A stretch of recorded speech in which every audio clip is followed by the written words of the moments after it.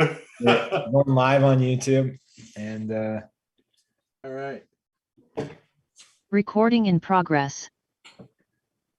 recording. So who's Here we go. Wow, what Here a we crowd. go.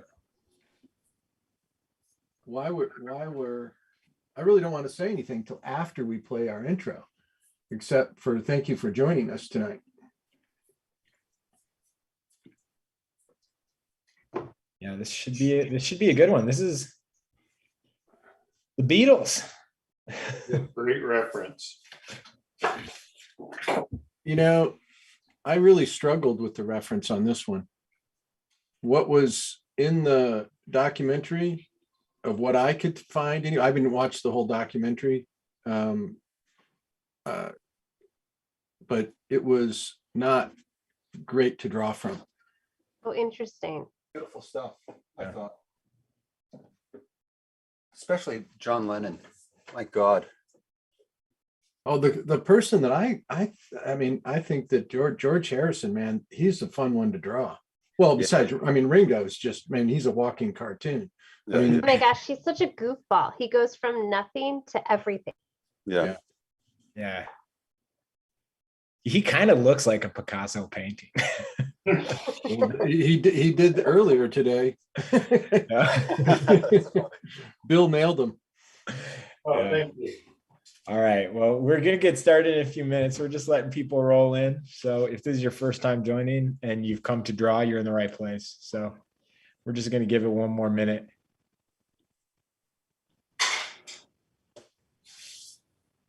All right. We got a couple people who joined just for the Beatles. So Yeah, nothing to do with drawing or anything. Right. Yeah. Wait until we have Leonard Skinner tonight.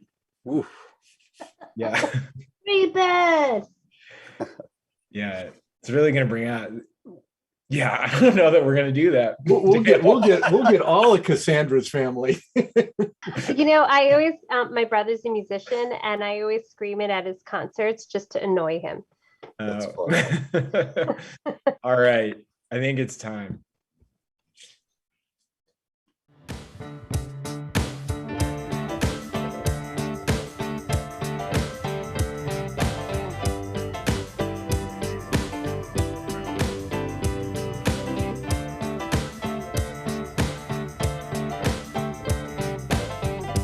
Illustration, isolation, illustration, isolation. Okay. I'm not even numbering the episodes anymore. I just say like the Beatles episode. It's I will just leave it up. I'll leave it up to others to decide how to contextualize the opening music here and Beatles night. Timmy, you got to stop sharing, Timmy. Oh yeah. Dale. Yes. Dale. A Yes. real person made that song. I've made lots of those. Anyway, how you doing, man? It's great to see you too, Dale.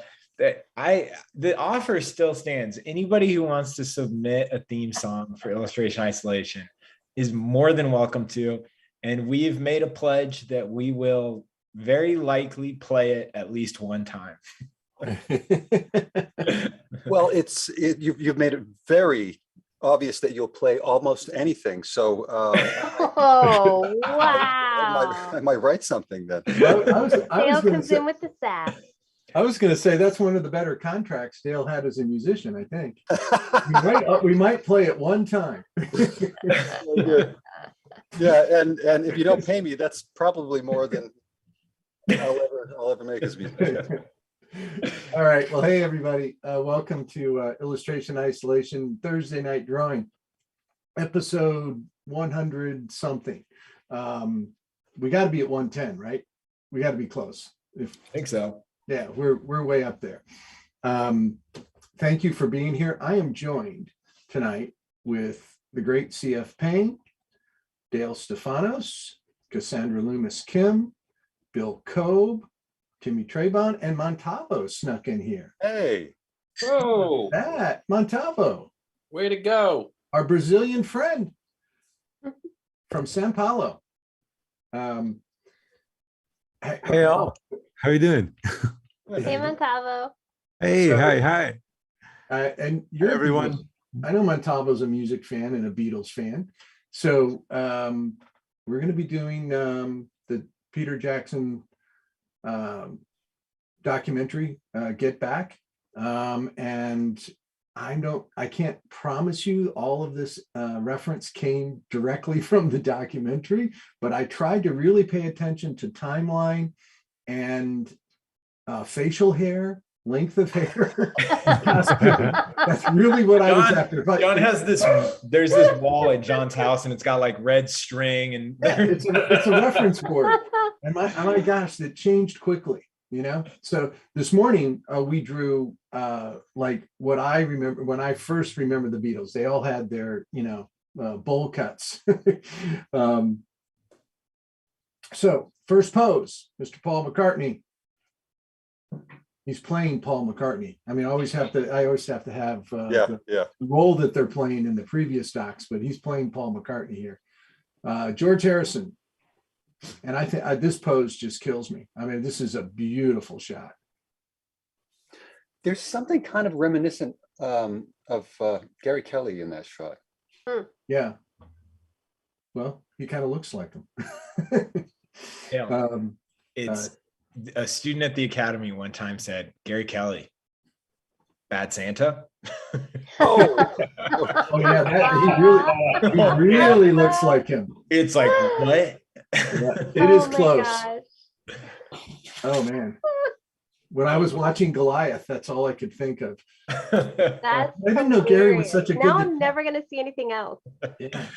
Yeah. Anyway, sorry. Okay, so we got John Lennon as number 3. This is the first 2 poses are 20 minutes. The third pose is a 40-minute pose, and you have your choice of doing John Lennon or Ringo Starr. And Yeah.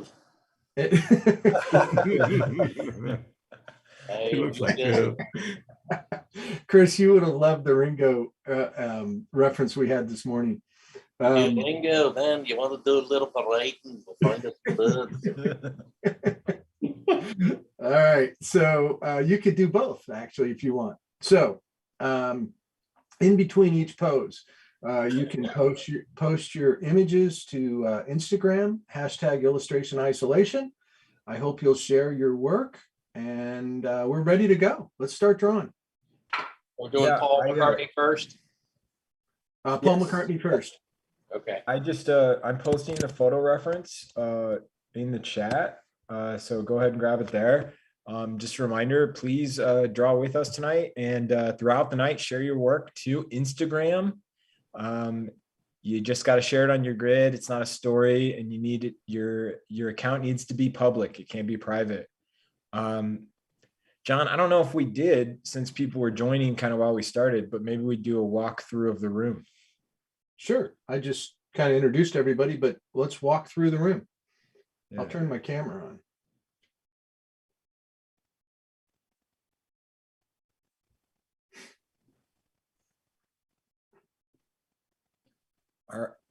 All right, Bill, 1 second. I'm doing a walk around, but let me make sure. All right, Bill, we're stopping by your studio. Hey. This is great. We got Bill Coe. Bill Coe's actually teaching comics and sequential art with us this month. So if you're interested in comics, it's definitely worth checking out. A few people have asked, any medium is cool. If you're using Procreate, Ink, anything. One person like Yeah. did embroidery and quilting, like anything. Yeah. on board. Yeah. We've Oh, had but- people use masking tape. Yeah. Yeah. What are you using tonight, Bill? I'm using some Cretacolor and New Pastels combination. They're both harder pastel, Yeah, just different brands. yeah. In Montalvo. We're in Hey. from Sao Paulo. That's right? right. Mm-hmm. What are you working with tonight? Tonight I'm gonna be using regular pencils on a slightly toned paper. It's not white, it's just like gray or a little bit off-white. Because I've been using pastels all the way, but I want to, just get something different done tonight. Are you able to dial down your shot is a little hot. I don't know if you're able to Oh, bring down your exposure a little bit. yeah, I think I can do that. Yeah. And I just learned that I can change the camera via nice. keyboard. It's Oh, I have 2 or 3 cameras just connected together, and I don't need to get 2 Montalvos at the same time like I used to. Like the Truman Show over there. Montalvo's, we've got like That's the your mirror. mirror. Montalvo's doing the spaceman in the mirror. Yeah. Cassandra, are you using, is that the walnut ink? Yeah, I'm gonna do walnut ink and maybe add gouache on top. I'll see how I'm doing tonight. Wow. It looks better, Timmy.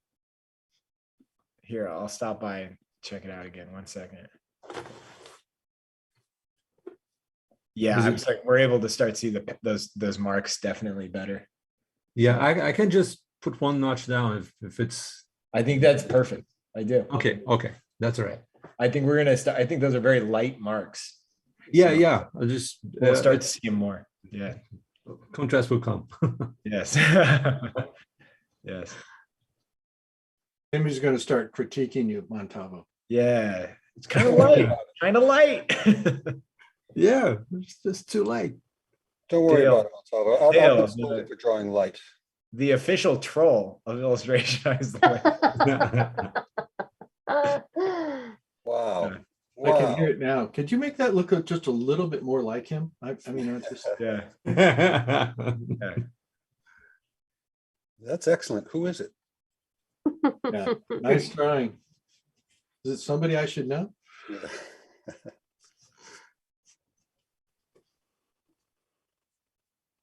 Now, Dale, to clarify the theme song, because I just can't drop this.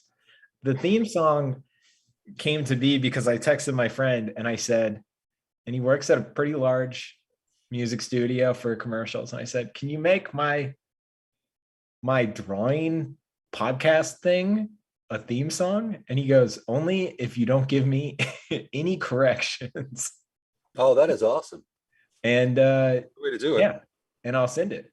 And I was like, okay. And then he sent Done. it. And I was like, he was like, what do you think? And I was like, well, I think I am not allowed to give you corrections. no corrections. No, it's fine. It's something to make, it's just something to have fun. It's pretty funny. It's by Primary Colors Music. If anybody feels differently than Dale, they can go check them out. Pretty catchy. It sticks in my head for a long time. When are they coming around on tour? I've got to really check this. Primary Colors, they're more of a work out of a studio and produce commercials for like a Pizza Pocket. Oh, so that's awesome. So that's, really what that is that's the equivalent of, well, I guess it's sort of like being an illustrator. I was thinking that, yeah. Yeah, it's a musician that actually makes a living. Yeah. But They like, yeah. I mean, like I used to make a living doing some studio work, but it's just like, you can. I sorry. Go ahead. No need to apologize. They have an office in Tokyo and like Denver and Kansas City. They've got a real, it's pretty crazy. They're the guy who owns it, it's Sam and Dan Billen, and Sam's wife is, I believe, from Tokyo, and they opened up an office there, and he flew out the whole team, and I'll go to lunch with them every once in a while, and it's an absolute blast hanging out with them. And he flew them all out to Tokyo, and when they landed, he had coordinated with a friend of his, and they all ended up on a local like a Tokyo game show. Oh, Like they went straight from the airport to like a studio, and they were on a live game show. Oh, wow. He did it like to surprise them. Yeah. pretty fun. Yeah. I've seen some of those shows before. They're pretty wild. They're insane. Yeah. They all described them.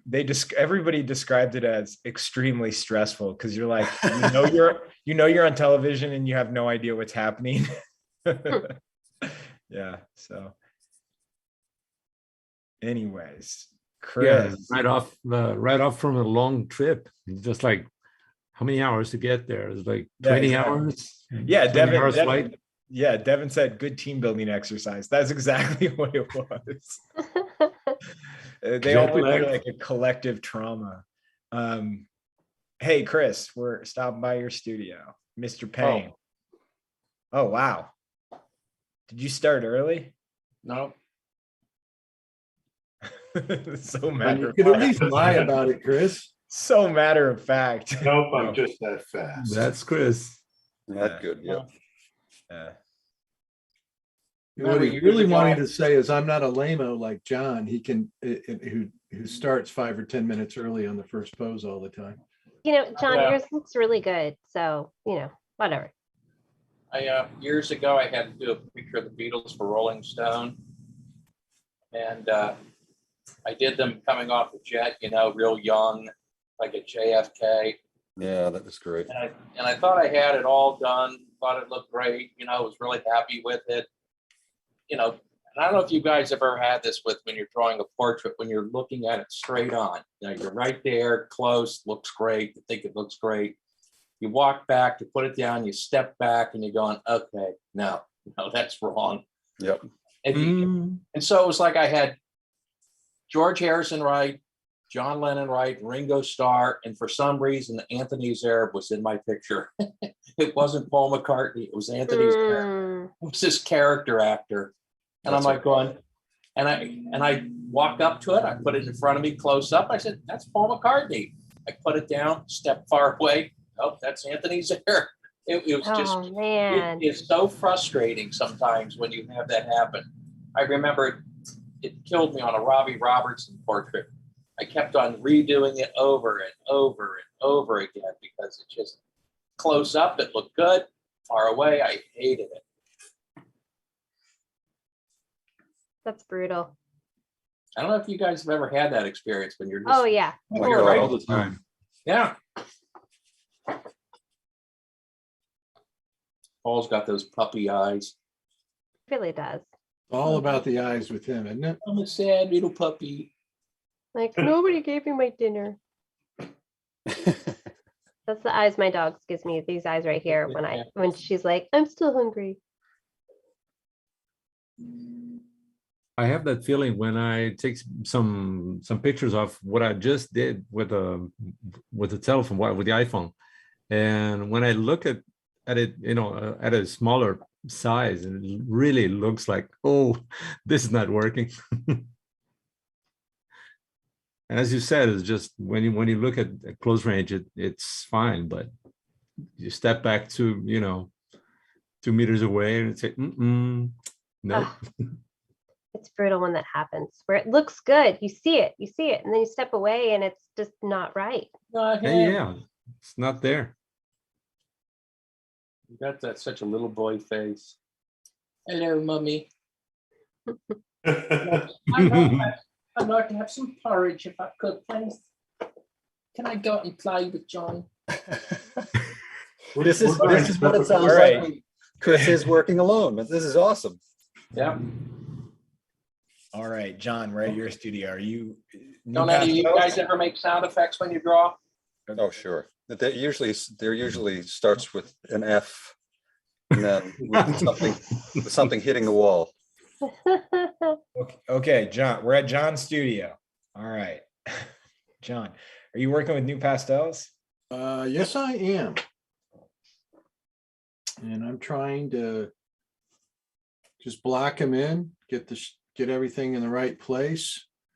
Probably spend a little bit more time actually drawing the eyes and everything, because it's all about the eyes in this one. And then I'll finish blocking it in, and then I will rub it together a little bit and then go back and reinstate my darks.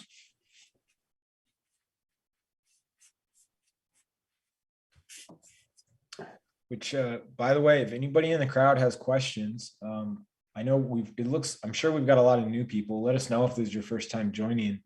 And please, I highly encourage you to ask questions. If you want tips on the drawings, or if you want tips on just anything in particular about being an artist or working on art, now is the time. You have some I'll exclude myself, but you have some really good artists in this room right now.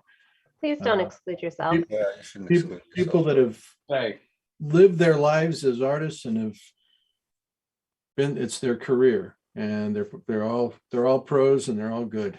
They're all not just good, they're great. So ask questions to them.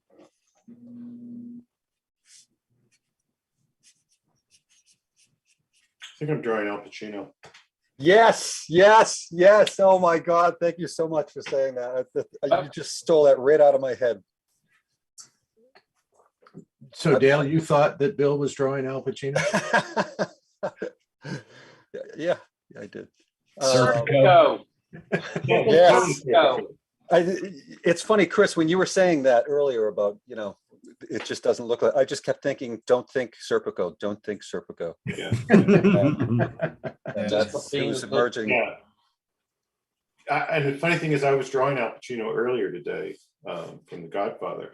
Did it look like Paul McCartney? It totally did, yes. Yeah. You're all set then. All It all right. evens out. Okay. So that's my puppy. But we do have a question. I think we're gonna have to be quick about it. We've got 8 people on the panel tonight, not including me. And somebody just asked, as an illustrator, who is your favorite Beatle? Ooh. So I think it's easier to cycle through the 4 Beatles and do like a raise your hand. No, I'm curious, Dale, who is your favorite Beatle? John,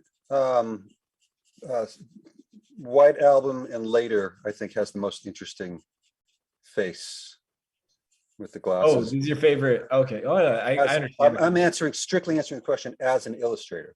Yeah. So yeah. I'm going to go with George Harrison, interest of somebody I'd like to draw. He has huge ears, seen with his short hair, and is just a great face to draw. But you can't go wrong with Ringo either. It's true. Yeah. How about you, Mr. Payne? Well, I mean, come on. I mean, I think it's, if you're doing caricatures, I mean, Ringo is the best. He's I a mean, walking, John talking character. John, the funny thing is with each one of these guys, there's certain periods of time where, drawing them, it's not as easy as you think. And I think part of it's because they had so very many different looks amongst themselves with all the and they were only together for 5 years, and yet they went through more iterations than Charles Manson. And so I don't know exactly why that's a. I'm not sure what that means. I'm not I'm talking about the look. I mean, I'm talking about the looks that they had. No, I mean, no, Chris, I understand what you're saying, because I recently, as an adult, grew my hair out long, and it's like, it takes 2 years just to get long hair. Yeah, I know that. Now you appreciate the work, Timmy. Yeah. Right? So like, yeah, they were only together 5 years. 2 of those years growing out their hair.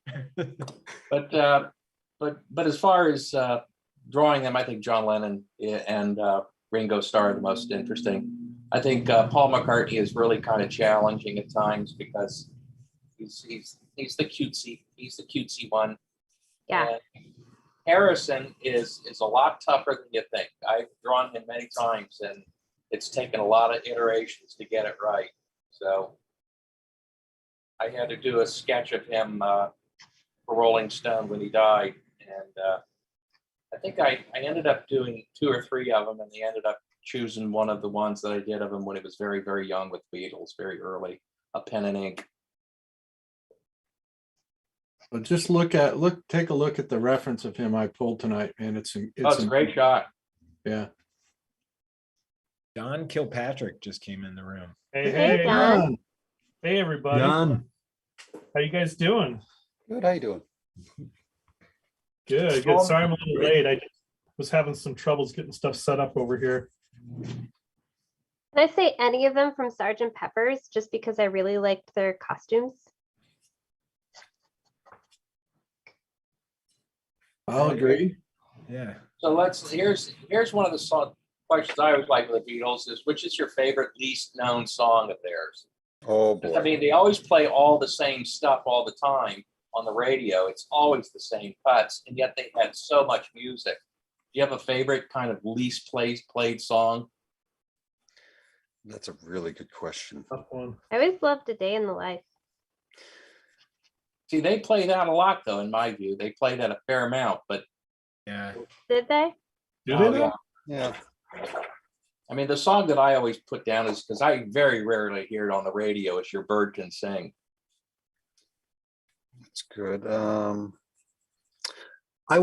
My older brother kind of raised me on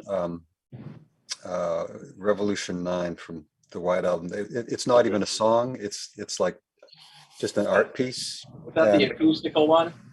No, it's like it's just like a sound experiment, basically. Okay. Yeah. And I remember, like, that was the first time I ever heard the Beatles, like first time I remember hearing the Beatles. Like, he was like, okay, this is the Beatles. And I remember hearing it, like, I have no idea what that is, but it's scary and kind of cool. And I want more of that. Yeah. Was that during the time where they were like, and if you play it backwards? Yeah. Yeah. Yeah. I mean, I wasn't aware of that, but yeah. Yeah. Yeah. I was like, over the holiday, I met up with my brother and sister-in-law in Colorado. We were at a cabin. I sent you photos, Dale, of all the Yeah. vinyl there. That looked It was- amazing. It was an amazing cabin. It had like 2,000 vinyl records in it. And Wow. it was like right out of, like, it looked untouched from the 90s. And the whole cabin was just loaded with instructions on like how to care for the vinyl. Super hipster cabin you found there. Yeah, but it wasn't hipster because it was like, it was just untouched. It was wild. Well, that's the thing. That's real hipster. Real hipster Yeah. is like, it's just that way. Yeah, it was wild. So we were listening to the Beatles, and my sister-in-law, we were all enjoying ourselves and having this long conversation. And my sister-in-law goes, like, she goes on this rant where she's like, the Beatles are underrated. And I could What? not stop laughing because I was like, not an argument you hear often. Right. Yeah. That was a hot take. Was she 12?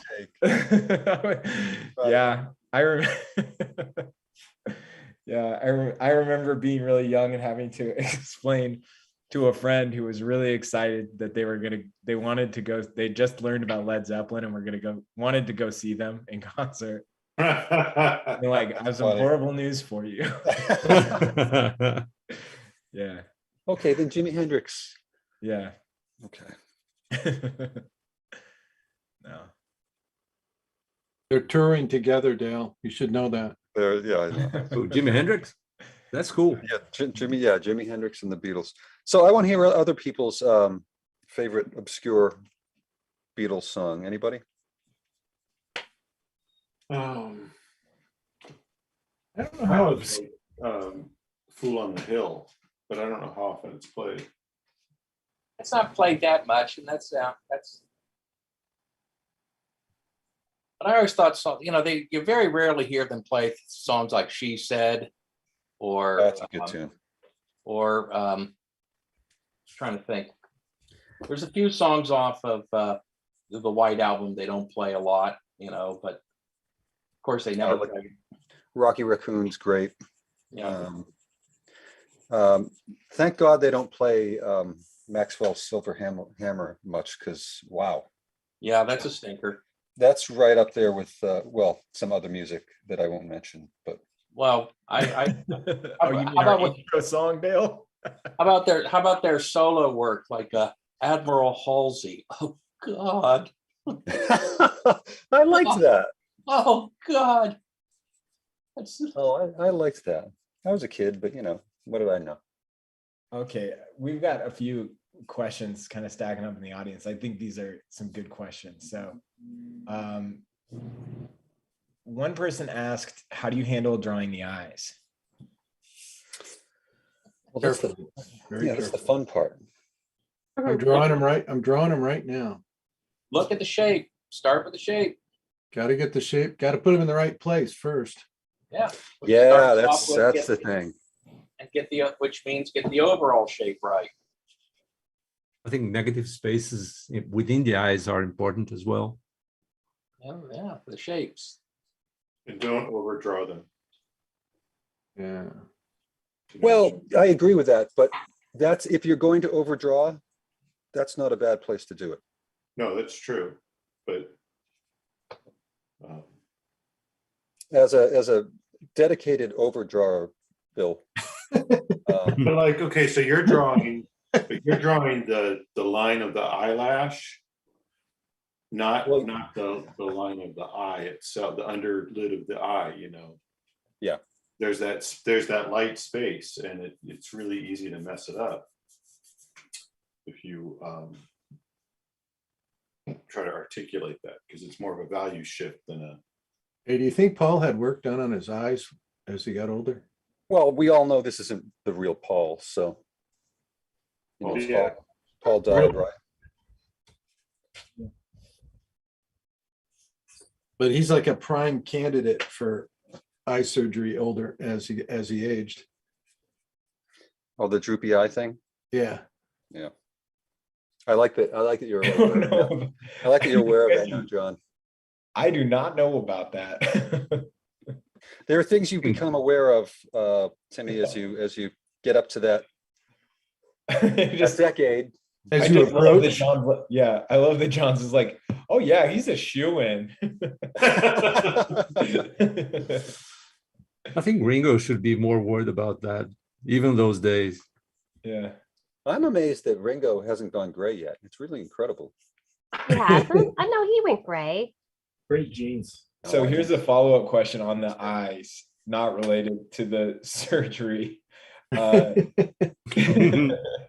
But what specifically in the eyes do you do first, the iris or the lid? Position. Yeah. Position. Position and shape. The overall shape. Yeah. And when I render, I'm also thinking about what are the basic structures of that eye. It's like you think of it like a ping pong ball with two blankets, one on the top, one on the bottom. And I'm always kind of thinking of the structure. So if it's a side profile or an extreme 3/4 view, I'm always looking for how that kind of thing relates. It's like a globe with blankets over top of it, and the way they fold just depends on who you're drawing.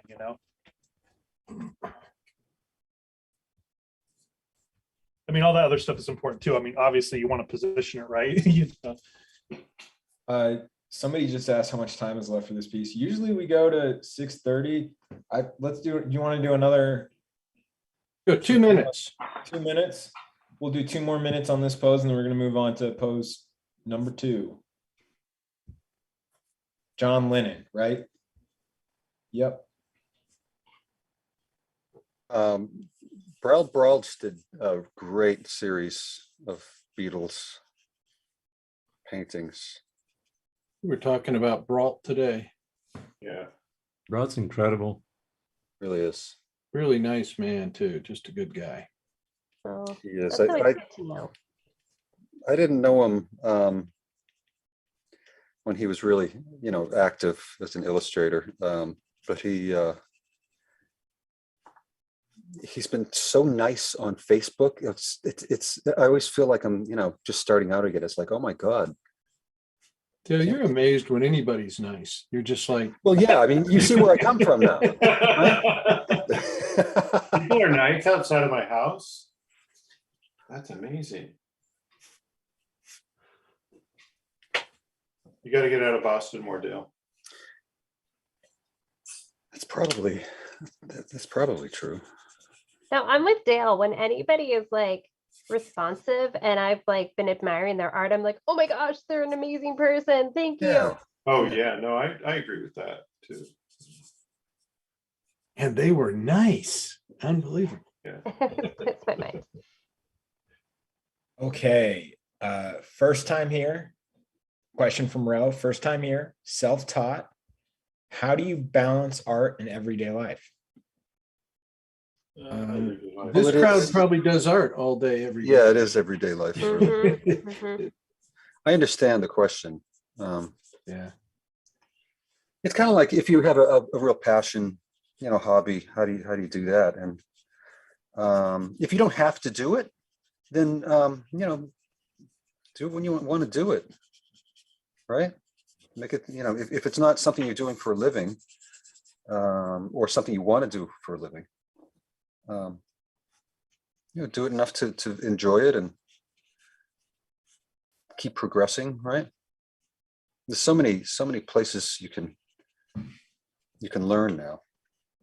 Speaking of which, Timmy. Nice. That's a really nice tee. What a company, man, right? Oh Jeez. wow, yeah. We're gonna Just send sold you, out. I we'll sold send you- out. We'll send you your watch.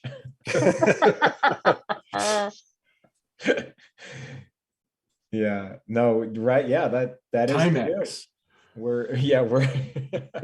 We are Casio. we are enrolling for mini courses right now. So if you're enjoying this and you've got some of the bigger, larger questions, sometimes you really just need to be in a room with some artists where you can actually have a one-on-one chat. Tonight we will do our best though to really talk about all the questions that are answered. So someone actually, Peter Jackson, question from Peter Jackson. Yeah, Pete. Hey. Thanks for showing up, Peter. Yeah, thanks. Thanks for letting us borrow. Oh, they're not his. I watched Great Expectations after the night sketching, and I felt so connected to the actors having drawn them. Do you all find that bond with your subjects? That's a really good question, I think. It is a good question. Chris, you've done so many. Do you ever anymore? Had to turn my sound on. Certain ones, I think it's for me, it's the character actors, people like Finley Curry, people like that, as opposed to the big superstars. But I think it's the characters that you end up, bonding, at least having some, feeling some connection to. Because, for me, it's so much of it is the character and some of these people's faces.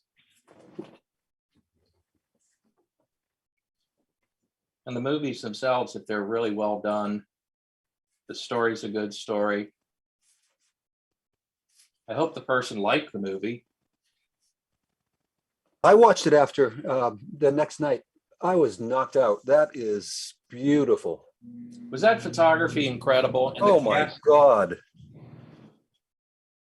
that some of those scenes, in the graveyard, Yeah. out there on the where they're The where mud prisoners- flats. Yeah, the mud flat, exactly. Yeah, you could tell it's midday. But it's, they did a great job of making it night. No, but it's just the lighting and Yeah. I mean, I texted my daughter while I was watching. She's in the film industry and she wants to direct and all that stuff. So I told her about it, and she's 24. And she watched it and she was like, I had no idea they could do that back then. Yeah. in some of the shots, I mean, like I said, the character, Mrs. Faversham, the Yep. Martina Hunt, that outfit. And I mean, it's just a great movie. All right, here's another question, and we'll be pretty close to caught up. What made you choose illustration over other art forms? Did anybody Ray Bonilla I think of often because he kind of went down one path towards animation and changed directions. But did anybody on the panel have that experience? Well, it was just for me. Again, I like to draw. And so when I was in school, it seemed like everybody was wanting, in fine art, to do abstract expressionism, something along those lines. And I wanted to draw. I like to tell stories with pictures. And it just seemed like at the time, if you wanted to do that in school, illustration was the place you had to go, because I just really didn't have a desire to be an abstract expressionist. Well, Chris, I was always interested in representational painting, and it didn't really exist in the galleries when I got out of school. It became popular 20 years after I got out of school. It's still very popular. But just like Chris was saying, it was all driven by abstract expressionism, and I liked representational work. I mean, at the time when I was at college, I think the only representational artist that you really saw of any kind, I mean, Diebenkorn did do some representational pieces, but I remember, Chuck Close with his kind of hyper photorealism was part of that. But again, his stuff was purely, these enormous close-ups, super delineated, and they were fine. But again, that wasn't what I was after. And it wasn't until I saw, like I say, that one Illustrators annual, and I came across people like, Mark English, Bernie Fuchs, Bart Forbes, those folks, and others. Then I said, oh, okay, this is where I want to go. Yeah, no, that's exactly why I went into illustration. Like the painting department wasn't teaching realism, and I wanted to know like anatomy and how to draw people, and just I wanted some options and to really learn supplies. And I felt like I was seeing that happen in the illustration department more than the fine arts department. And I don't know whether I had it in my mind that I wanted to be a realist, and I don't know whether I had it in my mind that I wanted to do caricature per se. I mean, definitely some of the artists when I was young, like Jack Davis and Mort Drucker, along with some of the comic book guys like Kirby and Kubert and those people, they played a huge role in it. But it wasn't until later on, when I got to study everything. I mean, it wasn't just the comics, it wasn't just this, it was studying a lot of it, that eventually you start to find your way, your own kind of visual language. And again, I always think it's rooted in how you draw. Mm-hmm. Well, I think, Chris, that I was going to say one of the most telling things is people that are serious about their artwork, that they want to make a living from it. And I think everybody kind of remembers back. It's like, when did it happen to you that you realized that you were making your living from your artwork? And that's a really big deal as an artist, in my mind, is that's because that's when you can really focus on making artwork all the time, and you can make it part of your life. I know it sounds kind of crass, but hey, listen, I've made more of my living selling paintings in galleries than I have in the last 20 years than doing illustration work. And that's, in my mind, more commercial than the illustration world. Oh, no kidding. Yeah, absolutely. that's Oh, interesting. I agree with you on that.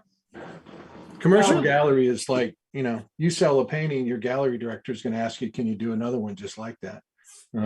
That's, I mean, it's Well, you get a look, and that's what you're known for. And, that's what helps get you into other galleries. Yeah. Anyway, I enjoy both. I love being an illustrator too. I mean, I love what illustration is. I think you're dealing with more of an educated audience with the illustrators. When you're working with an art director, I'll be careful how I say that, but when you're working with an art director, it hasn't always been that way, but most of the time they know what they're talking about. Yeah. And they've made a lot of my work better. The experience of working with good art direction. The really good ones hopefully just leave you alone. Montalvo, here, this is kind of a personal question, so feel free to pass on it, but it's a question for you. Yeah, sure. It's how do you tell a Latino family or parents that you want to be an artist? I don't want to get laughed at. I thought if you maybe want to, you can only kind of tell your personal experience. I don't know if you have any interest in touching on that. Yeah, no problem. Here in Brazil, that's probably my own personal reference, because all the other stuff I read on books, but I personally didn't have any problems with my family. My mother just said, whoa, you won't make any money, all those kind of things that everybody knows. But I had some friends that are really incredible artists today, that they had gone through some kind of I would say something near a trauma, because their parents just said, stop drawing and do something useful with your life. Most of their, young age, and they just love drawing. And there's this one friend of mine that he had been going through that for so many years that whenever his parents were at home, he started writing. He had a book, and he goes writing and writing and writing, and they say, oh, okay, now you're doing something. And what he was doing, he was just faking for himself, because he was writing the stories and thinking, well, one day I might get back into this and draw everything. Mm-hmm. And it happened like 40 years later. That when he told me that, I said, man, you could do a movie out of this, because his parents were old by then, just like 5 years ago, 6 years ago. And they said, well, I got some boxes here with some of your books. Can I just throw them away? He said, no, I want to check the books. I want to see those. And he went there in his parents' house. And by the time he got one of those books, he said, I even forgot about all this. And he started reading what he wrote like 30 years before. And he said, well, this is Montalvo, can I interrupt? Montalvo, can I interrupt for just a second? And just, I want you to continue on, but we need to really change poses. If you're going to change poses, change poses. Yeah. Okay. We're, we might be doing 2020 on the last bit. Because this first pose is pretty. Sorry to interrupt with that, but no, absolutely, we should. Right. Everybody, move on to your next pose. John, thank you. Sorry, Montalvo. No, absolutely. Yeah, time to move on. We completely forgot. I'm going to kind of blame the audience on that. Somebody should have chimed in. What's up, Devin? What's up with that, Devin? Montalvo, you were saying though he was reading. Yeah. Just finishing the story. He got to the books that he wrote to himself like 30 years later. And he said, man, this is so butterfly effect. He was just time traveling on his own books. And he said, well, I got to do something about this. And I started illustrating the stories that he wrote to himself. And he actually became one of the most prolific illustrators here in Brazil, doing things for McDonald's and all kinds of cool books and children's books and stuff. But when he was younger, he had to go through that. I bet that's a pretty, you could almost have a class on how to deal with parents when you decide to go into the arts, because that's such a common. Oh, yeah. It's such a common, from what I've learned, if you have good parents and they care about you, it's often just out of fear. They just want you to be okay. Mm-hmm. I know that's not always the case, and it definitely doesn't always feel that way. Well, lucky ones that can have supportive parents. They're really lucky ones. Yeah. Well, one thing that doesn't help is, with TV shows and movies, how they kind of stereotypically portray an artist. Yeah. We're kind of kooks in the movies. We're kooks. Well, Chris, you can attest to this. It's like I got the opposite side of that. Oh, yeah. It was like you did. I really did it. It was like my father was quick enough to recognize that, and I remember him telling me at one point when I decided I really wanted to do this, and he said, you know, not all illustrators Live have like this lifestyle. Yeah, yeah. I mean, your dad, you had the luck of your dad being proof in the pudding, like a demonstration of success, right? Yeah, absolutely. He didn't, you know, he tried to talk me out of being an artist. Right. He Right. knew that he knew that I was going to have other issues besides just because of his success. But I mean, I can empathize with a parent who doesn't know that world to be scared for their kid. I don't understand, you know, being cruel. Well, I dealt with it myself. My daughter wanted to be a journalist and wanted to be a photojournalist. And she went to journalism school and I just kept thinking, it's all, you're only afraid of what you don't know. You know, there's lots of journalists, Dale, you can attest to this, but there's lots of journalists out there that make great livings and right, you know, it's a great thing to do. And I think most people are afraid of what they don't know. And as Chris said, it's like the world has kind of depicted artists as kind of in an unstable direction. Kinda.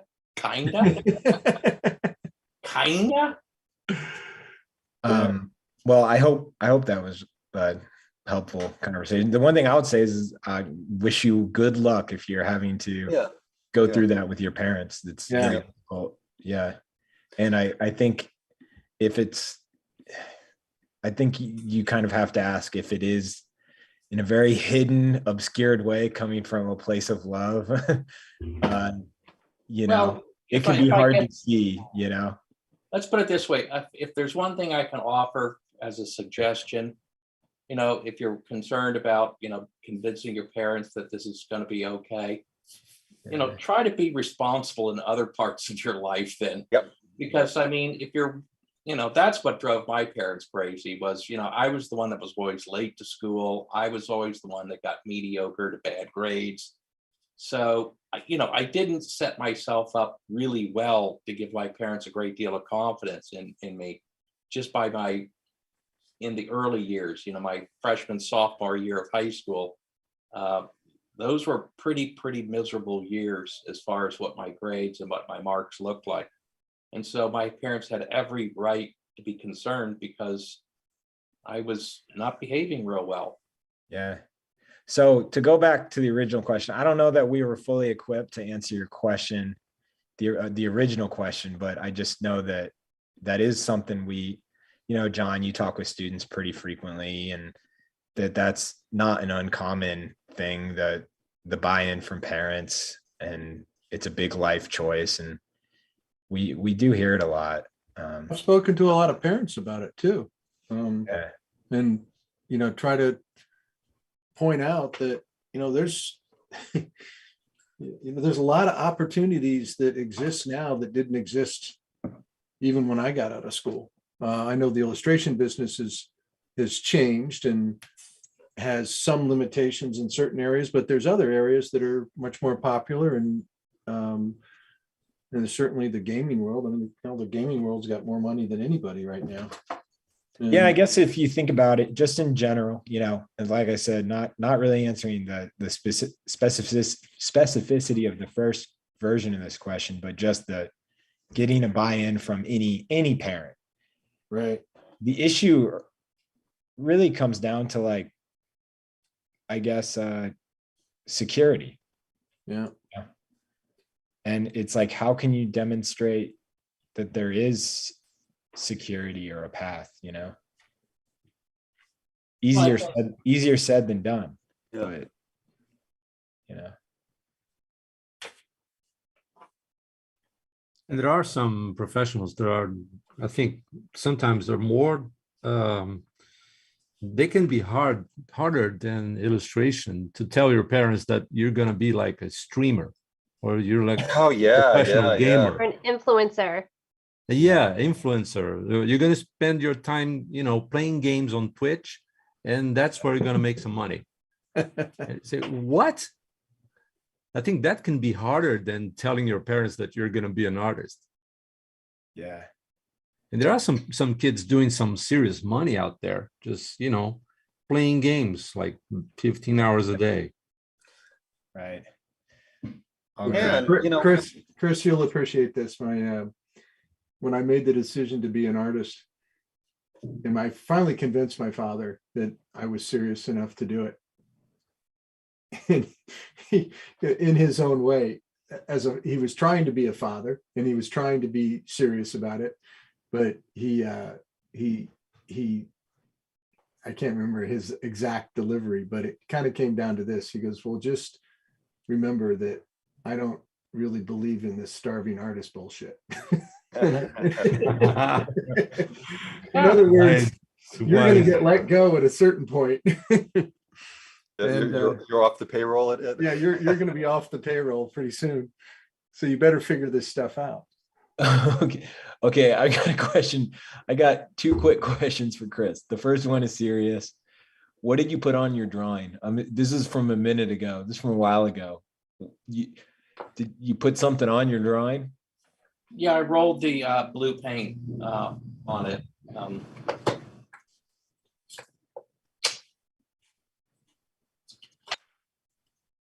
This. And Oh, that's beautiful, Chris. It really is. you see that? Wow. Damn, So- I've been pretty good about mine for a while. I gotta say, Chris, it does not look like a guy on your phone, but it's a very nice drawing anyway. Well, yeah. But yeah, so it's what I've done before. Somebody, you guys have seen me do it. John, you've seen me. I just take acrylics with ultra matte medium and a brayer and roll it over the drawing. And then I go back up behind me over here and turn the microphone off and blow it with a hairdryer to get it dry. And it gets a nice texture that I can draw back into it with color and start pulling lights out and start getting some different tones and getting a little bit more form in the picture. And I'm just using colored pencils on top of this rolled on pigment. That's it. Now, here's the follow-up question. Okay. Are there times when you look at your work and just say, genius? No, My God. no way. No way. Yeah, there's lots of times I look at Chris's work and I say genius. Yeah, Me that all the time. too. Yeah. All right. The questions are pouring in tonight, I which is think if great. you have enough people saying that to you, you probably don't need to say Yeah. it to yourself. All right. From Iman, who's your favorite underrated illustrator? Underrated? Yeah, I was gonna say Dale. Top. Thanks a lot, man. Thanks a lot. Okay. So, anybody want to tackle it? I'll tell you my favorite. Most people don't know illustrator. Most new illustrators don't know him. Is John Collier. Oh yeah, he's awesome. Oh, yeah. I think he was one of the best artists, worked as an illustrator for a long time. In his day, though, he wasn't underrated. He was like, Oh man, he was killing. But you know what? It only lasted for such a short period of time. yeah. Was that because taste changed, or he was just? Oh no, he went elsewhere. Yeah. He went into the fine art world and Sculptor now. sculpt. Well, he's painting too. Sculpture and painting. Yeah. No, I'll tell you, the list of artists is just so incredibly vast. I mean, like I said, I've been watching that series I talked with you guys about. Yeah, that guy's great. I need to watch that. Oh, that is good. I love Harry Roundtree, William Heath Robinson. There are just so many artists. Jack Unruh, Yeah. where's Jack? Everybody knows Jack's work. There's just so many great artists. But that's the wonderful thing about it. And that's what always frustrated me. Why, when we were in school, we weren't getting any what I would call illustration history classes in our art history classes, it was, you know, only the one thing. And it's like, why are we ignoring illustration history in college? I don't know why they did that, but they They did. probably didn't know about it, Chris. So You know, there's- Chris, you raised the subject of illustration history, and this is something that I've been thinking of doing for so long. And I'm going to be doing this year in the new YouTube channel I'm launching. Oh. I'm going to dive into illustration history and trying to, you know, get some of these names and study them and make some videos about, you know, short things like 15, 20 minutes the most. But trying to get back to remembering who those people were and what their lives were and their art, their history, and focusing on illustration history, not exactly art history, but Well, the illustrators. That's what that video that we were just talking about. I don't know if you've have seen it. It's currently on. It's a British artist by the name of Peter Beard. And Sounds Pete, exactly like a beetle from Liverpool. Pete, Yeah. Pete Beard, not Beard? Peter, just Pete. Yeah, Pete Beard, isn't And that the it's called Unsung Heroes of Illustration. Mm. And I'm telling you, man, the stuff is just, it knock you out, man. And I mean, he talks about artists from Brazil, Argentina, Germany, Austria, Russia. Japan, Russia, all over the place. And I mean, What's his name again? Pete Your beard. Beard, Pete, P-E-T-E, Pete Beard, B-E-A-R-D. And they're fantastic. They really are. I'm looking it up. I mean, you go through them and they just keep on going through them, keep going through them. They just keep knocking you out. I'm going to go back to that question. And earlier today, Bill and I were talking about, you remember Gilbert Stone, Chris? Oh, gosh. Gilbert Stone, what a talented guy. Died way too young. Yeah. Way too young. I don't know him. Oh my gosh. You'll know his work as soon as you've seen it. Did the very stretched out characters. Kind of the opposite of Roy Carruthers. Yeah. I brought his name up today too. Wow. What's that? I brought up Roy Carruthers' name today too. Bill and I were getting deep with the audience there. Well, here's one that, boy, you want to talk about an artist who was hot for a while and he really did disappear. I don't know what happened to Daniel Mafia. Yeah, absolutely. I've always wondered, you know, I mean, he did that portrait of Van Morrison for Rolling Stone that just is stunning. Yeah. He did a painting. I remember seeing a painting of a ship that he did in a society show that was just unreal. Good illustrator. Is he, I mean, is he still with us? I mean, is he I still- don't know. Oh, okay. That was like, there was this airbrush artist who I thought was the best of the airbrush artists, Peter Palumbi. Oh, okay.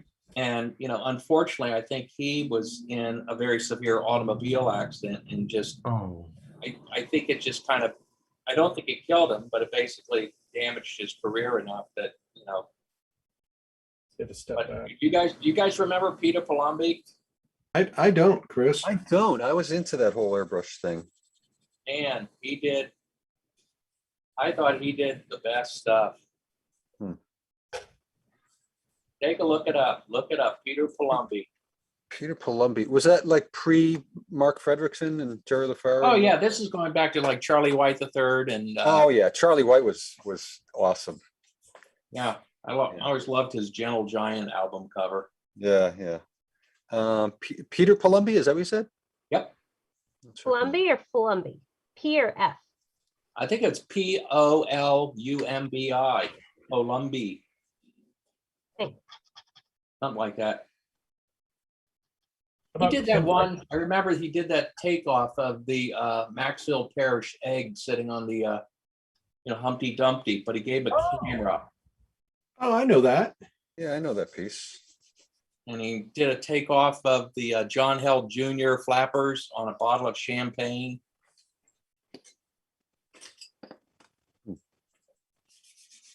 mean, you mentioned Held Jr. He's one of my favorites, especially his Yeah, I love him. his woodcuts are. There's this whole book on prohibition, alcohol stuff. It's just it's a great book, and his woodcuts are just amazing. Chris, help me. I'm trying to think of an artist's name. I know you know him. He's did three-dimensional stuff, found object. Oh, Gene Hoffman. Gene Hoffman. Oh yeah. I thought he was a heck of an artist. There we go. Hang on here. Maybe I'm gonna see if I can do this, right? I take this out of my thing. I gotta point it up. Get my camera to point up to a Gene Hoffman I have. Oh wow. You know, in here. No, I gotta take this whole daggone thing apart. Chris, how many people have you traded with? How many? Oh gosh, I've got about 130 pictures down here. Wow. Oh my God, that's so no cool. kidding. That's cool. I got it. Remember that, you know, I said I got a lot. And it's fun, you know, like I said, I don't have any of my art hanging in my place because I want to look at somebody else's art. I'd much rather look at somebody else's art I care about than mine. I'm just gonna say we should probably do a 5-minute warning on this, or Yep. three. Let's do 3 minute. So we get a little bit of Why time. did you on the cut last down one. my time? You're like 5 minutes, no 3 minutes. Yeah, it's pretty arbitrary, isn't it? It is, yeah. Kills me. Yeah. I feel bad. I just kept drawing on Paul. Okay, here's a question from Elisa Quitney. Awesome that you're joining. How much of a difference does it make to be drawing on a vertical surface, as you all seem to be doing, as opposed to on a horizontal surface? Mine is not flat. I have it on a board like this to see that I try to get it.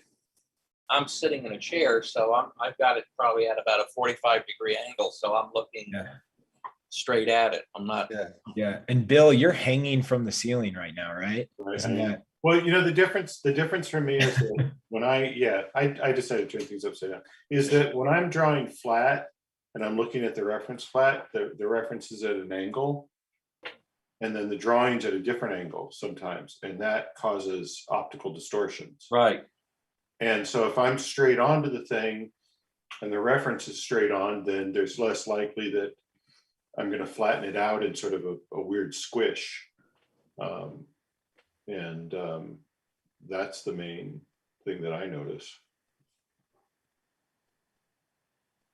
I think there's something about posture as well, because sometimes I had, you know, some real hard headaches. And when I went to the doctor and said, well, what do you do for a living? And I told him I was drawing, and said, try to, you know, do something like what you would be doing if you were drawing right now. And I leaned on the table and said, well, your head is just like 90 degrees down. You're sort of looking, you know, your nose is pointing straight to the table. And that strains your back of your neck muscles. And sometimes you're going to have some real serious problems about muscular tension. I said, that's where my headaches are coming from. Is that posture? I said, well, exactly. It's not, you don't feel the pain on your muscles, but it reflects on your head. I say, oh, if I change the posture, will you think that, well, you might try it. And it helped me so much. That's why I keep some slanted, you know, drawing board like I have here. And, you know, my headaches are gone. It's great. So time's up on the second pose. So we're gonna move on. You get to choose who's up next. John Lennon, or excuse me, George Harrison. George Harrison. I've been drawing the wrong person. Or Ringo Starr. Yeah. Okay. So right now, I would highly recommend, if you've been drawing with us, please share your work to Instagram using hashtag illustration isolation at Visual Arts Passage. We're going to look at all the art at the end of the night before we end the show. So please post your work. It's a really fun part, and we want to see the most, I love seeing new people's art, and we can see it. We can tell when new people post. So it's fun. So please post. All right. I do have a follow-up question. Do any of the artists on the panel experience back pain or like stuff like that from drawing, or? Oh, yeah, all the time. Yeah. Every day I don't have back pain is a day I try to think be thankful for. Really? Oh my God, back pain, a year ago, it like dominated my life, but Really? oh yeah. Yeah. Was it, That's not cool. was it I had from? to do a bunch of like, I did a bunch of like hippy dippy therapy stuff, and it worked for me, man. It did. Was it like, was there a psychological component or? Very much so. Yeah. Very much so. Yeah. You put a lot of that into your back, right? Yeah. Yeah. Yeah. Not always the case for some people, but for me, it Yeah. was. But I just can imagine as illustrators that, like Montalvo was saying, that's just got to hit a lot of people, you know? Yeah. Yeah, because we tend to melt down on our chairs, right? Sometimes I just have to, rearrange my posture and say, hey, man, you're not a jelly back man. It's just, sometimes you just go, like drowning on your chair. And when you're doing something really wrong to your backbone when you're doing that. Oh, So I I would try say to, every back time. pain, it dominates you. It just ruins everything. Yeah. Yeah. Whenever I get conscious about it, I try to straighten up and stretch a bit. But you spend so many hours drawing, and it really slips from your conscious mind how much we are just leaning on, and that's something that keeping a straight board would help you somehow, because your posture just falls into place when you're drawing straight.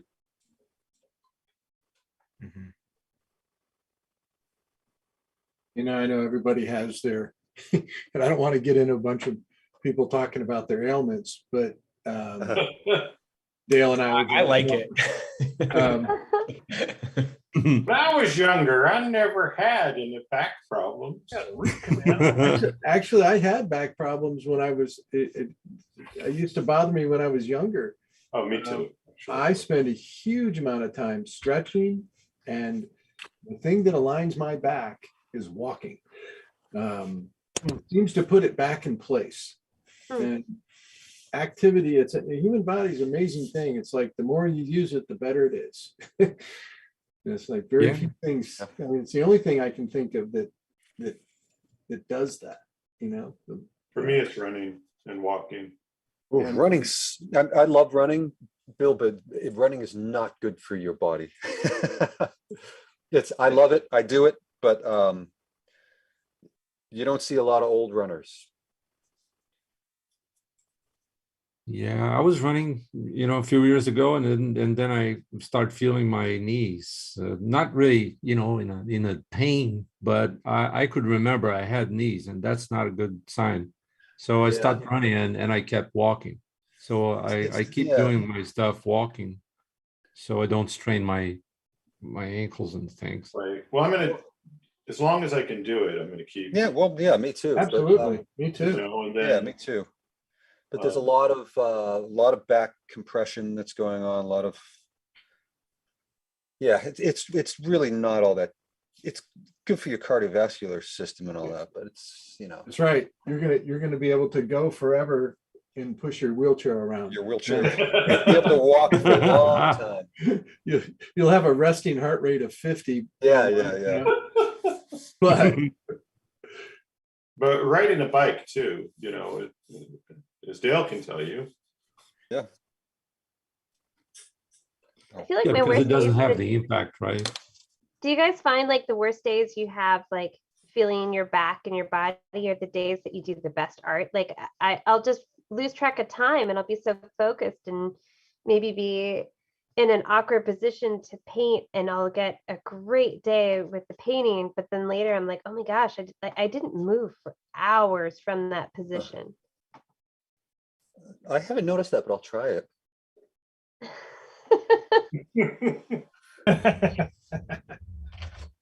We have students asked, is anyone familiar with Herge? Or I'm probably pronouncing it wrong, so I apologize. Oh, yeah. Hope Jansen? Yeah, of course. Hinton. I don't know if so yeah, the answer is yes. Does anybody want to? I don't know. Let us know if you have something you want to say about it, I guess. Yeah, there we go. Next question. What ointment treatment do you use on your hand when it's sore, but you still want to draw? People love This is question. awesome. This is the Working hands, man. Working hands? Yeah, like when because I go back and forth between painting and woodcut, and it's the only thing that keeps them from like turning into just like, just callous stubs is working hands. I like it because I use a bunch of other stuff, like, there's this Burt's Bees kind of salve stuff, but then, I can't really do anything after I put that on because it just gets all over everything. But working hands, you can put it on and keep working. Put some salve on it. Yeah, salve. How about some lard? My grandmother used to make that stuff, and I've tried to figure out how she did it. There's nothing store-bought that's like it.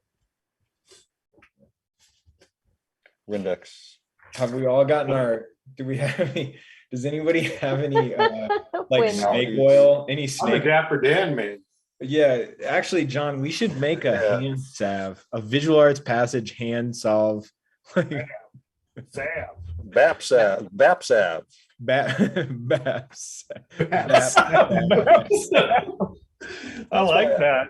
Yeah, it's $70 for 10 ounces, but it's worth it. Yeah, well, that's a whole week's worth.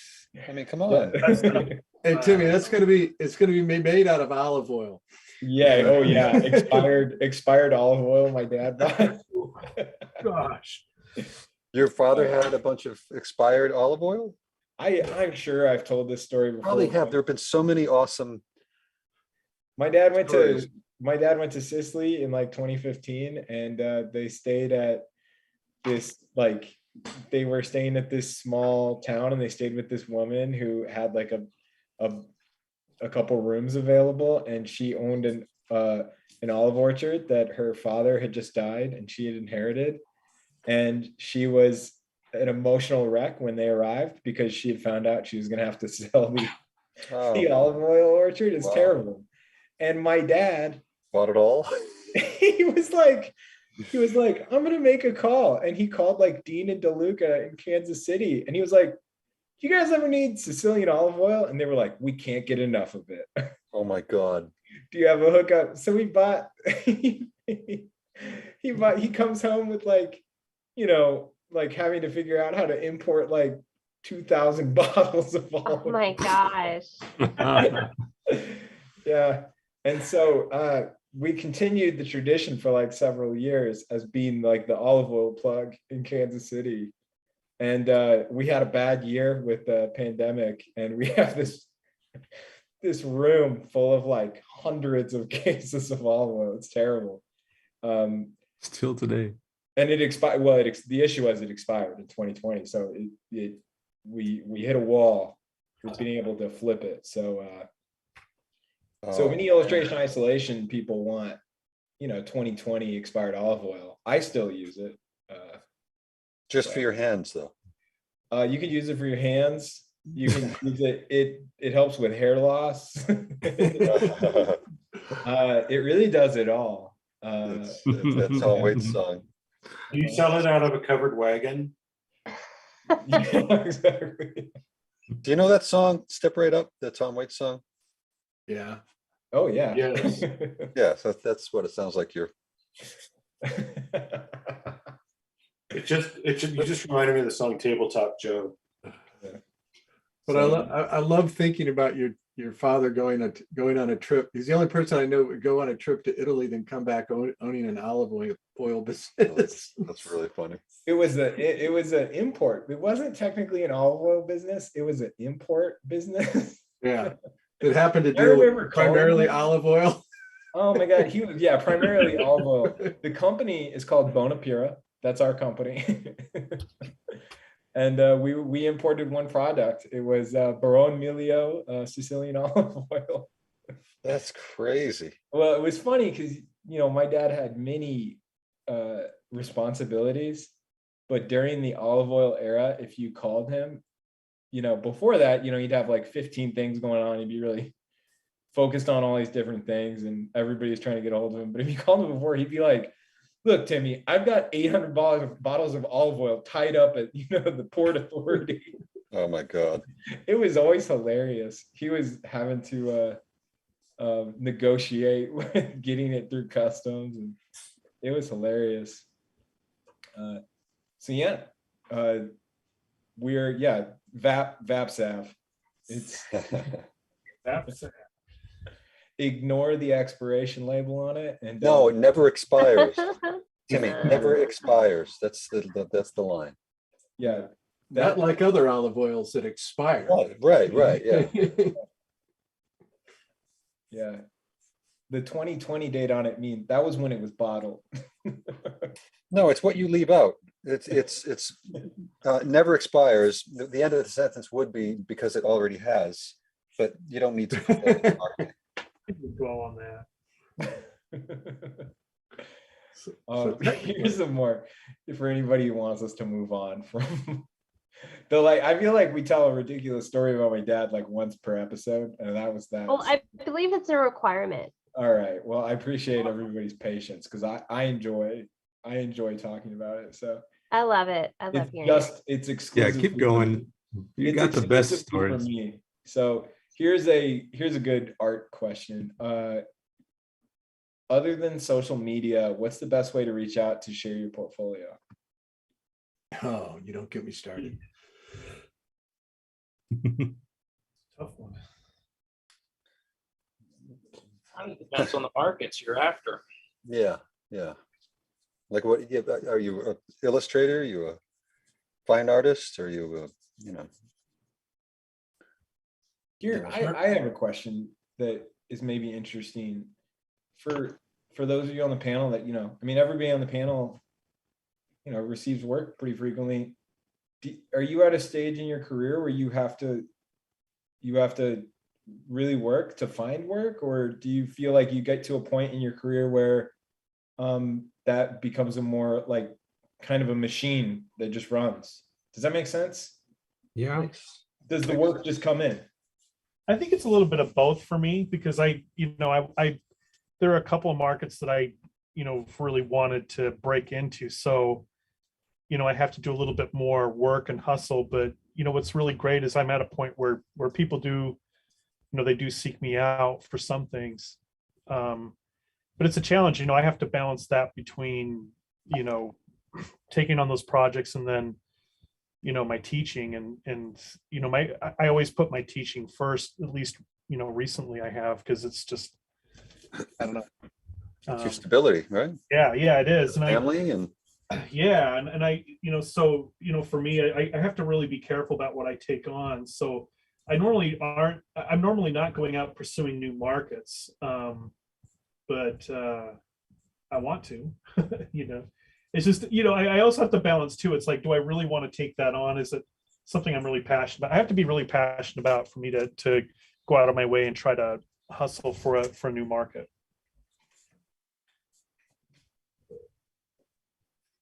I'm more on the fine art side, but I feel like I'm always worried that though I'm stable and I have plenty of work, it won't stay stable. So I'm always trying to diversify to keep things solid, if that makes sense. Yeah. I treat every job as an advertisement for me, or I try to. And I also advertise in some of the industry magazines in certain issues, very strategically. And then getting into just being present and being visible. Getting into the competitions is important. And then sending mailers out every once in a while. Well, I think that if you quit doing it, I think this industry forgets very quickly. Oh yeah. I think you have to be present. You just have to constantly be pushing. Yeah. It's a very transient business as far as the art directors are concerned. So I mean, even if you can sorry. ask, but Dale, it's like we see it all the time with our students. I mean, it's like, how many of the students have we introduced like our heroes to? People we were looking at, Bernie Fuchs and Peak and Hotness and my dad. It's like they just don't know. And it's because everybody forgets, it moves quickly and then they just go on. And I think art directors same way. Truthfully, I say this all the time, and art directors run our industry, and it's from an artist's perspective. They have the power, they have the ability to assign you work, and whoever asked that question, I would just say, do your homework, do your research. Yep. Who do you want to work for? Who is it? What do you want to do in this industry? And identify the people that actually, way before you would go and start searching on social media, go look at the industry. Those are the people with the budgets and that can hire. Yeah, I will chime in on my social media thing, which is social media. If you're not a social media celebrity, you let's say you have less than 10,000 followers, which is well below the celebrity status. It is very much designed by companies, and I work quite a bit with digital advertisers, and I have a lot of friends that work at digital agencies. It is very much designed for you to benefit from it, to pay for it, like actually pay. Or you have to create it, you have to pay for it in another way. You have to pay for it with content. And so you have to be creating a lot of content. I've looked into how much content you really have to create to benefit from that. And it is it's a massive amount. It's, 4 quality posts a day that are very engaging every day. 4 per day? Yeah, it creates a new job for you with this. And so it's really designed though, because that's how these companies are making money. And it varies on the platform. But I guess my question would be how many ways are there for you to actually reach out to art directors or find opportunities? And it's like, so you can't say social media isn't an option. That's definitely. No, I think it's definitely real. You got to do it. But is it, it's certainly important for when you do make contacts so that it's one of the first places they will go to look, other than probably your website, to make sure you exist, Yeah. It's important it is there, but I think for you to develop a career from social media as an artist, I think your job would be social media. And I don't think that's anybody's passion that probably wants to be. No, it is probably for some people, but it creates a different job for you. So you got social media, then you've got email,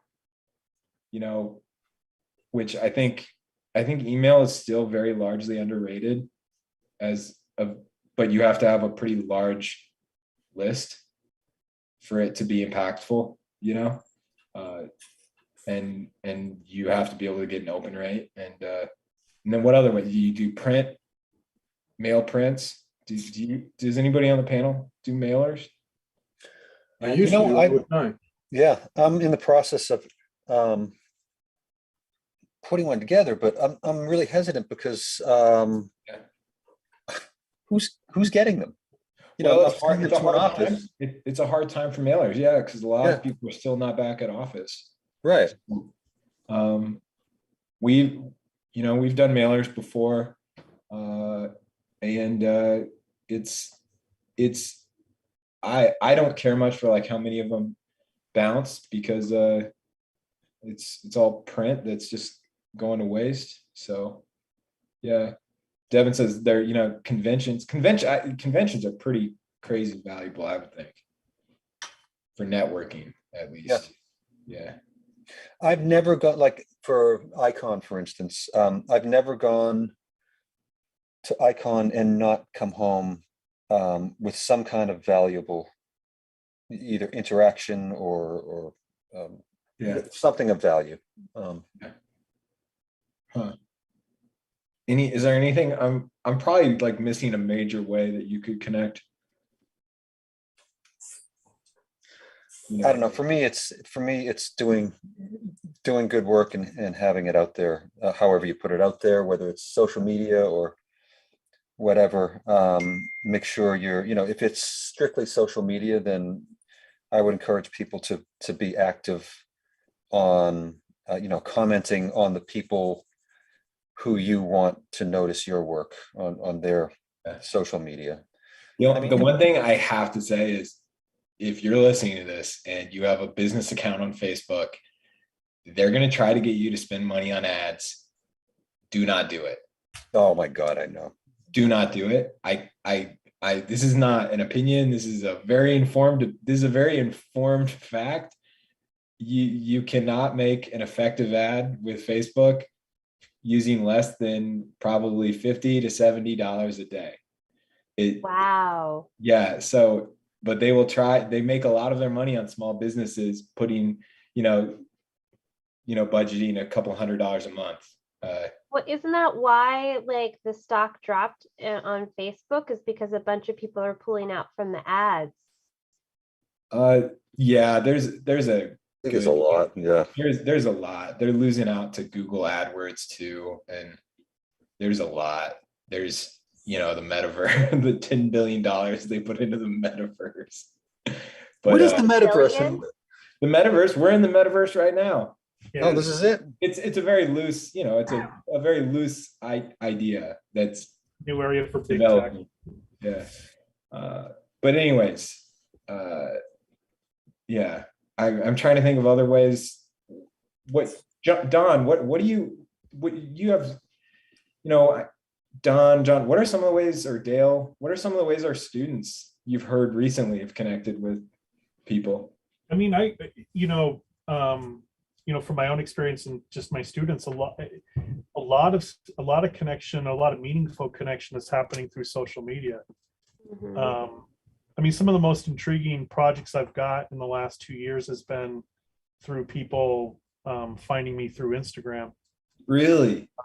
Oh yeah. Like I don't, I no longer have an agent, and, I kind of walked away from that and just tried it out.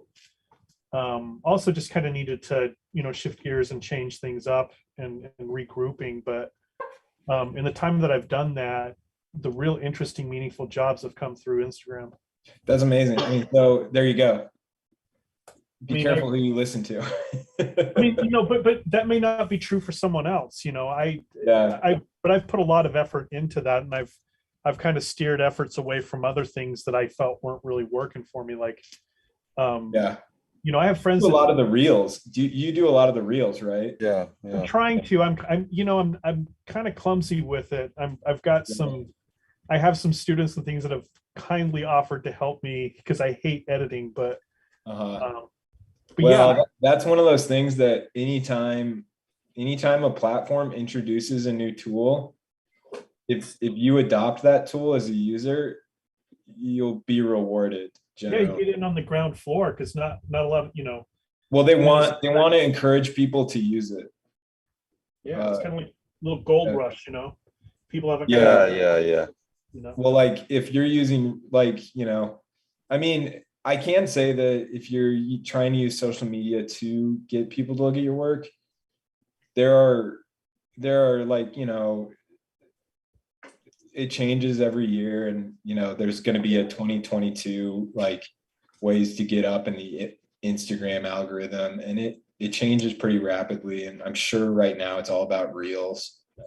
Oh yeah, it can be very frustrating, and it can be very, my big suggestion is don't let it discourage you. And yeah, of course it's great to have like all these followers, but I think what's more meaningful is, like, let's say you have 5,000 followers, which is maybe not a lot, or you have 400 followers. If you've got compelling work and there's engagement there, people are actually engaging with what you're doing, that's more meaningful than having 20,000 followers, in my opinion. I think, there's that slow burn, and then there's obviously the people that are blowing up. But I think, as with anything, I think it's about real engagement. That's what I love about illustration, to kind of circle back to earlier. It's about engaging with an audience and sincere engagement. Totally. I had a meeting with a buddy of mine who is at a digital agency this morning, and we were talking about two things. When is the last time you actively followed somebody on Instagram? Which, actively going to their profile and clicking follow, which is becoming less common because the algorithm, I mean, it doesn't really matter if you follow somebody. The algorithm kind of, you're shown content not really based on who you follow anymore. You just showed content that the algorithm thinks you want. Yeah, they're pushing. Yeah. Right. And then the other thing we talked about was, how many followers would you trade for one good email? Oh my God, all of them. We weren't saying all of them, but we were saying like 500. Oh, one good email, like what I consider a good email, is a Rolling Stone cover. So one good email, man. I mean, like a person that's going to open it and engage with you, Yeah. That's, I think one of the things our students are having a lot of success with is developing a monthly newsletter, and really, really focusing on the emailing aspect, as Timmy mentioned earlier. But you got to kind of do it all. Entering the shows, it's sending mailers. I don't think anybody can say, oh, this is the one thing that's going to get me there.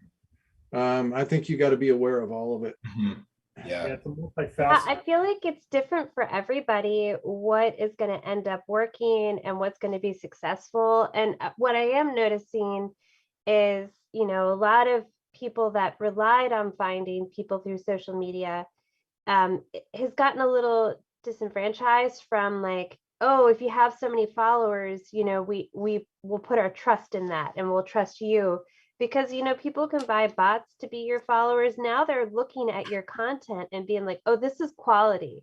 And I'm just watching like reaction from people that are interacting with the different artists and like corporations and galleries. And now they're kind of like, oh, like, if your content's good, we're more excited about content now. So like focus on making it good, not about getting it as many people to see it. Yeah, I got to be good. That's a problem. Yeah, it's got to be good. Somebody asked earlier, how do you get good? I was like, just lots of work. Make stuff. Lifelong. Go to our YouTube channel and start with episode 1. It was like March 15th, 2020. It was a dark time. Yeah, you can never get enough practice. Keep drawing. Somebody asked, what are some good conventions? We already mentioned Icon, which is in Kansas City. Lightbox, yeah. Lightbox, Bobby Chu product, very cool. You got, a lot. Of course, all the Comic Cons. I mean, it depends what you're doing. What you want to do. Lexicon for like fantasy art and stuff. Yeah. Kind of There's that unicorn thing. I can't remember the full name of it, but it's got some name of unicorn or something like this. That happens. Unicorn? That'd be a great one. Very fun. Well, there's the Dragon Con. I was gonna say there is. There's a Fairy Con. I they said Farrakhan. Oh, wow. Yeah, there's that too. There's Vertex. Vertex is a Oh, Certex. no. I'm talking about Vertex. Vertex Oh. is in, the UK, Oh, okay. and that's hosted by the people at Imagine FX, I believe. Oh, wow. So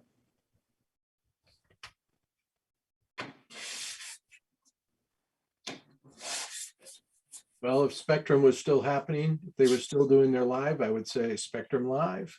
yeah, Spectrum Live. Yeah. Did they stop doing it? Is it no Well, longer? Well, what- think what- about what's been going on? Yeah. There was an interruption. Yeah. Right. Yeah.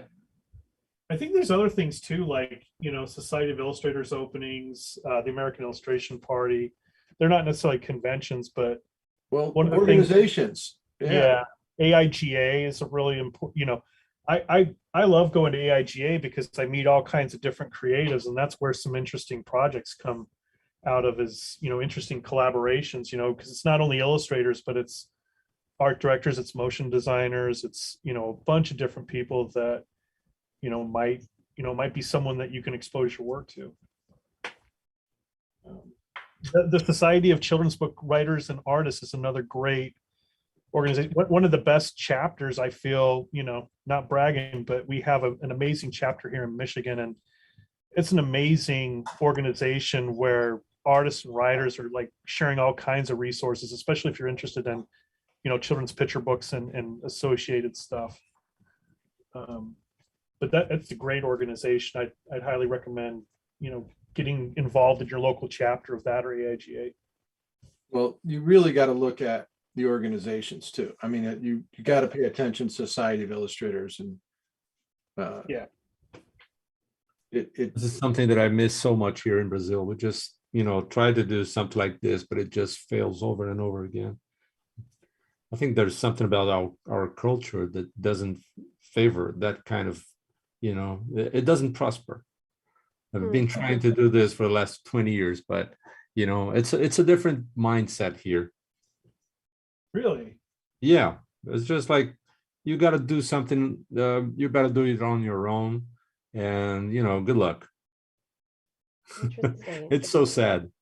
Oh no. Well, I just want to remind everybody, we're gonna wrap up this last pose in a few minutes. Let's say 3 minutes. Hang it with a 3 minutes, Timmy. 3-minute warning. Yeah, you heard it, Cassandra. Hey, Timmy, You're a pro now, Cassandra. 3 minutes. I'm operating in minutes of 3. Minutes of 3. Curses. Curses. Jeez Louise. Tough.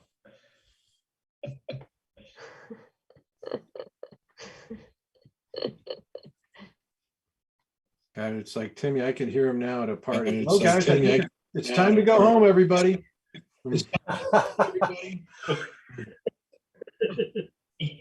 Back away from the bar. Yeah.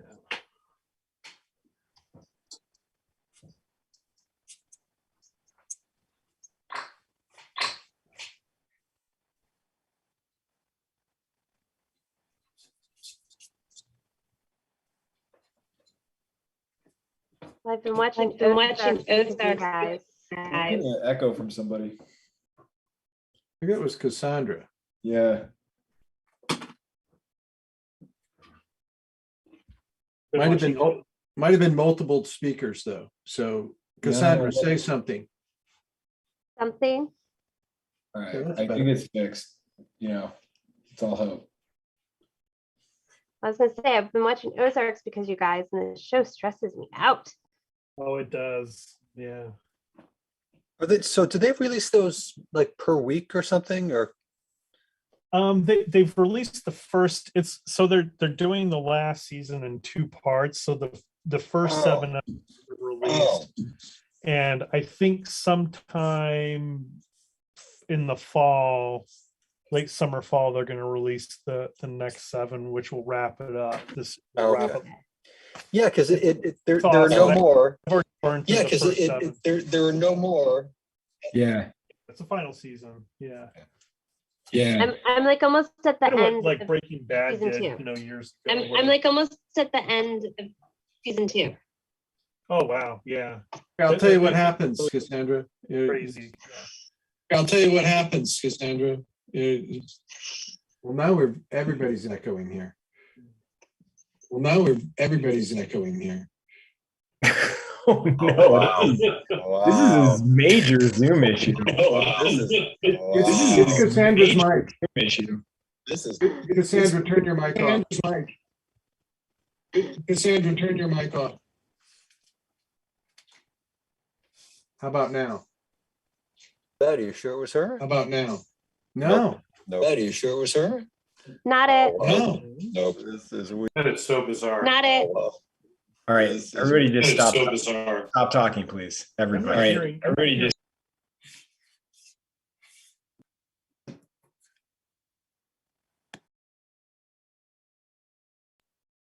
This is going to be a very quiet episode of Illustration Isolation.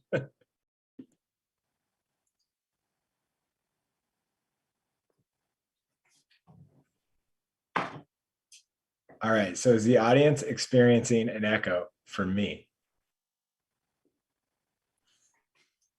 Thank you, Montalvo. All right. This is a wild one. This is a wild technical issue we have never run into. I'm going to start with John because I need him first. John, you've been asked to unmute. I had to mute all of you. Okay, I'm unmuted. Okay, John, I feel like we're in like a space movie. We have to figure out who the alien is. All right. We don't have an echo. So worst case scenario, we can end the show tonight. All right. So nobody's experiencing the echo still. Good. All right. Cassandra, I know we thought it wasn't you, but I'm suspicious. I'm gonna go to Dale. Dale, you're next up.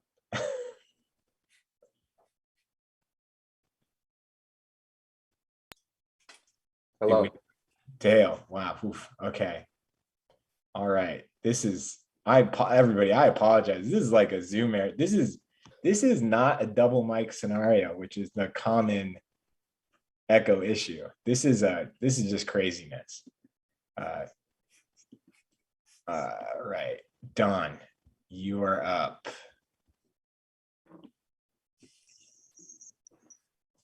And John, you might want to get ready to go to Instagram because I have no idea how long this is going to last.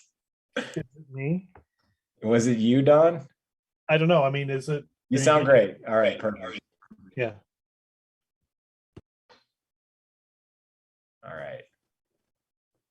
It's time to post to Instagram, everybody. So we're gonna wrap up this last pose. I apologize for the tech issue on this last one, but honestly, not our fault. This is a Zoom issue for sure. This is a crazy Zoom issue. So please post your work to Instagram. Use hashtag illustration isolation and add visual arts passage. We're gonna head to Instagram in just a second, and we're gonna check out everybody's work. And we will slowly unearth. I did hear we got some feedback from you, Don, so I might not unmute you for a bit. All right, Cassandra, let's see if are you the alien? Did I do it? I don't think so. I don't know. I think it's a glitchy thing I think it's a glitchy Zoom issue. I don't know that it's a particular person. So, but let's see. Yeah, I've never, because nobody's in here multiple times. So it's like, it's not the issue, but I apologize, everybody. We're all being so awkwardly silent. I'm enjoying. They're hearing probably you. enjoying it. Yeah. I'm enjoying hearing how stressed you are. Yeah, Devin. Devin says it was hilarious more than anything. Yeah, Devin is so freaking hilarious. Well, it's kind of refreshing after at like 100 episodes, we still get to find new problems. Yeah. Yeah, it did get to a point where I kind of had to be like, everybody shut up. That's not really the first time, but yeah. Yeah, I know. Sorry. Continue. Go ahead. I know everybody. I feel like, you know what it feels like? It feels like Dad just got really mad and we're all in the back of the car. It does kind of feel Totally. like that, yeah. Yes. Yes. Are you gonna stop and let someone out now, Timmy? Yeah. It's just like Mom is like, okay, he didn't. Dad's mean really to get stressed mad. right now. I need you to calm down. Just everybody be quiet so he doesn't get angry again. That's Can you gonna be just, going away for a while when we get home. Yeah. All right. So we're gonna do one more minute and then we're gonna head to Instagram. And to be honest, if it happens again, if it comes back, I don't know what to do. it's Yeah. like, if I hear that one more time, Yeah. there's gonna be trouble. You know what? If I'm gonna there's turn a this car cacophony, around. yeah, if there's a cacophony of echoes again, I'm pulling the car over. Yeah. I think it's probably live brush probably infected us somehow. Oh, man, is this a live brush virus? Yeah, you notice Ray's not here. Yeah. Yeah, let's blame Ray. Yeah, Jeremiah says Timmy's pain is our joy. I Wow, appreciate that's awesome. Jeremiah. I like this audience. Jeremiah's VAP. Your access information to classes is going to change overnight. All of a sudden, login is not working. Yeah. Well, I hope everybody's posting right now. Be sure to post. Take the walk around the room, Timmy. Yeah, let's do it.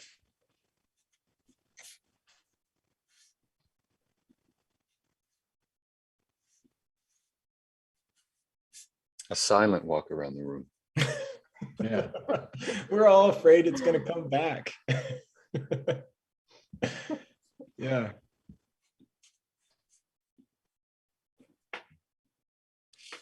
Here, 1 second. We're scared we're going to be uncovered as the one that did it. It's not. I thought that it was a particular person and it was not. So Who'd you think it was? Me. I thought it was Cassandra. I was sure it was Cassandra. Wow. This is a real whodunit episode. Cold as ice. No, this is like a Knives Out episode.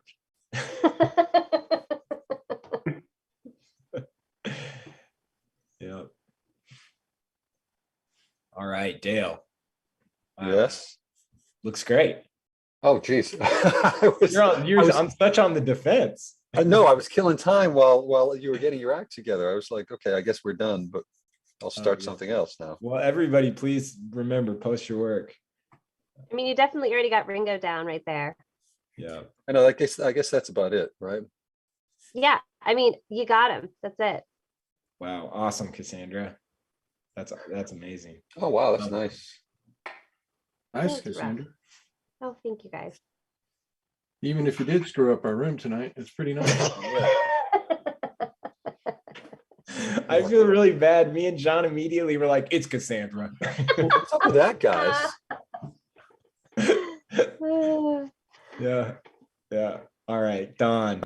Oh, wow. That's awesome. Oh, Don, that's That's amazing. nice. Wow, that's very Nice, nice. John. Thanks. Thanks, everybody. I'm afraid it's me, so I've been very quiet. Very good. He was kind of. Yeah. Nobody wants to talk. Nobody No. to talk. Uh-oh. No. Uh-oh. Uh-oh. I think it's Don. Don. It's Don. Don, you're banned. Yeah. Good news, Don. Good news. All right. That's the last we'll be stopping by Don's studio tonight. Oh, Oh my gosh, Chris, Don. that's amazing. Don, we'll be texting. you wow, later man, tonight. that is awesome. Oh gosh. Oof. Thank you. That's beautiful. Wow. Drop the pen. So Chris, do you ever just, when you finish something like this, just say No. genius? Jesus God. Look at how little there is there in the hair and stuff, and just Wow. you just nailed it. Ah, so good. Somebody said, I want a print of that.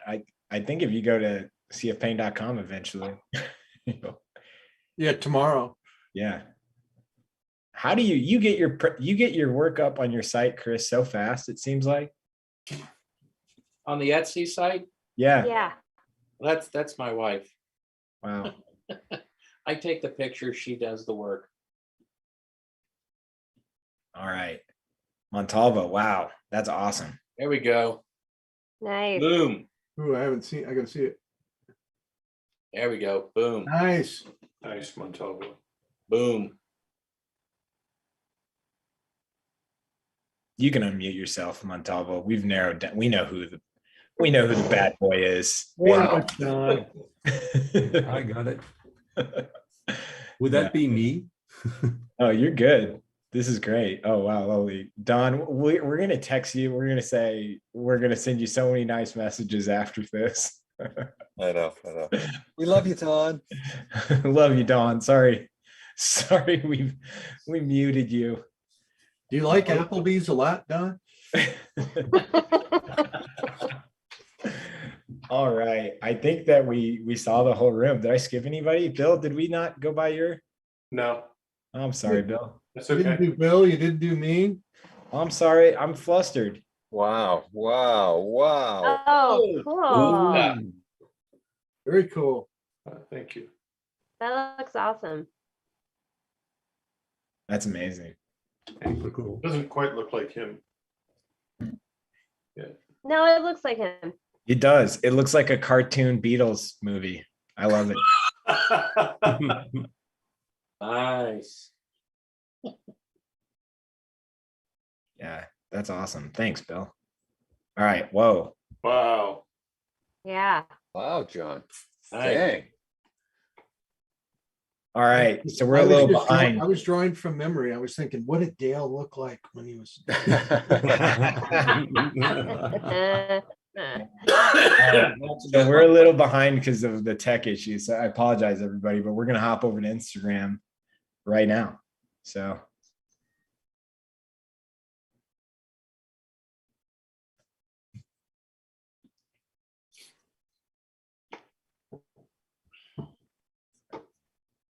yep. So we will be getting going. We're there. It's happening, people. Okay, I'm gonna do this because it's been 3 or 4 minutes. I'm gonna hit it one more time. And there we go. Wow. Oh my All God. right.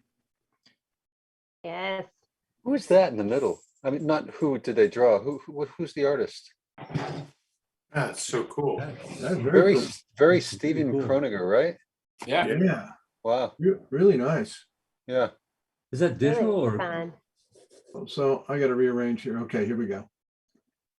I can move now. Very nice. Mhm.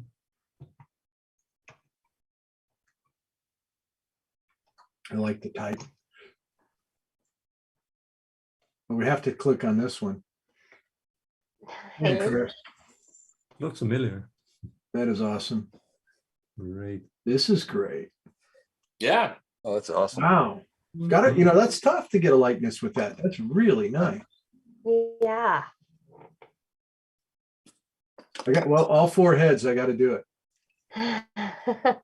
Very cool.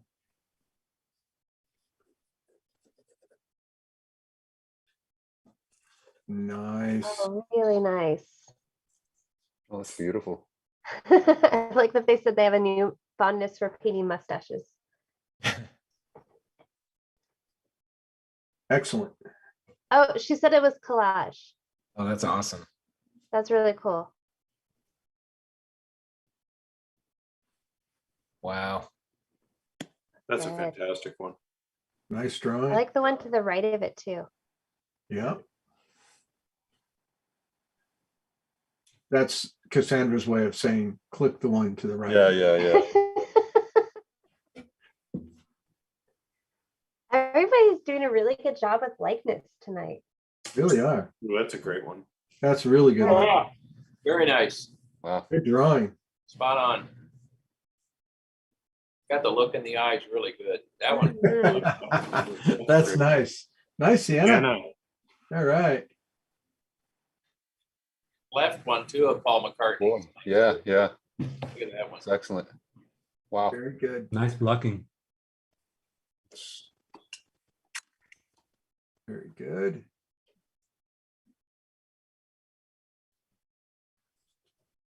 Awesome. Wow. I know who that is. Nice, Chuck. Wow, Chuck. I saw Doug Bell was attending tonight. Yeah. Yeah. So He I got haven't his seen a vote. drawing yet. John Lennon on the left. Can you go to that one? That's cool. That's really cool. Looks like a paper bag collage down in there. Mhm. This is a good drawing too. Yeah. Nice. by the way, if you're interested in head drawing, Ray Bonilla There you go. class coming right up. Enrollment closes February 24th. So all the info is on the photo reference page. So Ray Bonilla.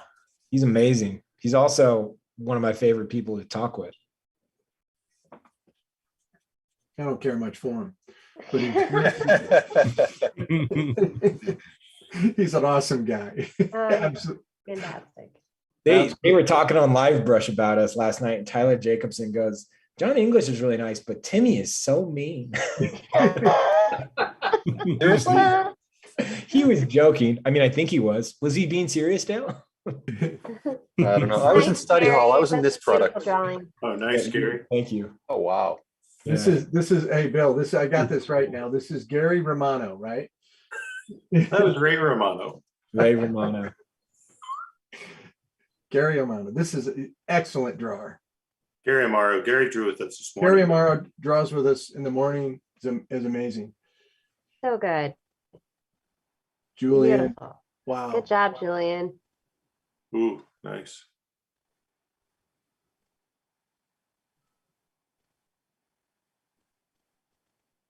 Wow. So good. Mr. Amaro. That is awesome. Mhm. Great, great. Everybody Look at loves Gary Romano. Really nice, That's right. Julian. Everybody loves Gary. Everybody loves Amaro.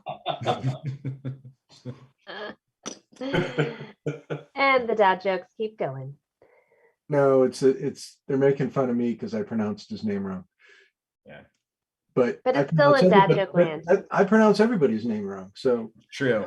It's true. I would say, as John's business partner, if he called me and called me Tommy, it would just we would steamroll past it.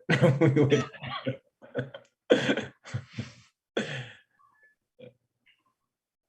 Yeah, this is great. Wow.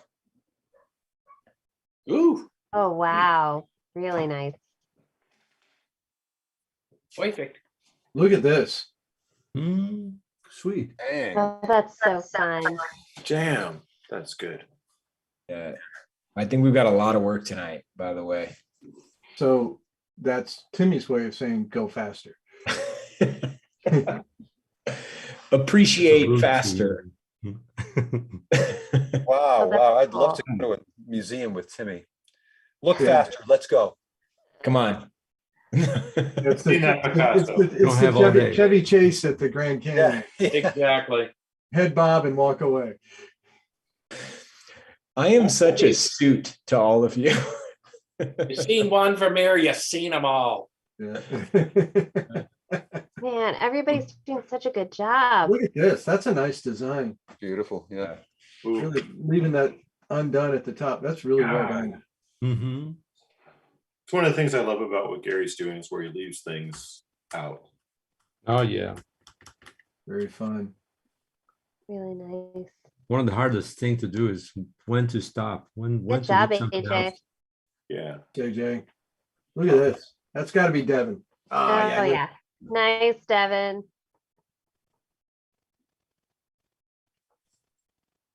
Okay. Nice, Julian. Very nice. Really nice. These are all good. Wow. Wow, that's got such Yeah, a really nice nice. movement to it. Mm-hmm. Very well done. It was kind of what's his name? The guy from Philly. The painter. Oh, cool, Rebecca. Yeah. I love a lot of people framed him with the hair in a cool way. Yeah. You go to the ones on the left and right of that. Well, yeah. Ooh. That's Elmira. Very nice. Oh, nice, Amara. Are you thinking of not Kandinsky? No, an illustrator. Bennett. No, James Bennett. James Bennett. Yeah. Felicity. Good job, Yeah. Felicity. Oh, that's awesome. Awesome. That's great. Super cool. That's got to be too, right? That's so good. I love it. Lennon. Yeah. But, That reminds me of a John Lennon drawing of himself too. oh, that's great. John Lennon couldn't draw. Thank you. That was awesome. Really That bothers me cool. so Love bad. the color you used. Me too. Jerry Garcia couldn't draw. I love that. That'll be the new game. You just say a celebrity, can't draw. Yeah, AJ, that's awesome, man. That John Lennon, holy crap. Hey, the one guy that I liked his paintings was Really cool. Mellencamp did some decent paintings. Oh yeah. Yeah. Yeah. Well, then, yeah. Oh, that was nice. I really like how you handled that. Wow. Freaking artist. Kevin freaking Nealon. artist. Kevin Nealon is fun. Look at that. That is Yeah. incredible. Like it. Oh, that's great. Oh wow, here we go again. That's beautiful. Really fun. Wow. Wow. Cool. So cool. I really like how he always challenges himself. He's the one that does dry erase also. Oh, there's another one of these. Oh, Oh, cool. wow. Whoa. Love it. Annie, that's really neat. Really nice. It's like I like that middle one. I didn't know Romero Oh, Beard was cool, here. Doug. There he is. Bravo, Doug. Way to Oh, go. man. Look at that, George Harrison. Wow. Jeez. Welcome back, Doug. Now go away. Oh, Hey, that's hey, hey. so Cut it cool. out. These are really Oh, my nice. God. That's so cool. Awesome. It's lovely. Wow. Yeah, Welcome. do you Welcome. think they Thank you for planned joining. Yeah. These are all so much fun. Mhm. Pinecone Annie is new, I think, which is awesome. Lovely. So fun. I know who that is. That's Randy. Nice, Randy. Good drawing. Oh, I like that. Oh my gosh. Great stuff. The potato prophet. Look at that. Karen, Oh, good job, Karen. excellent. There's 4. I got to click it. Oh, neat. Cool. I think they did an album like that, right? Yeah, the White Album. Just kidding. Oh, sorry.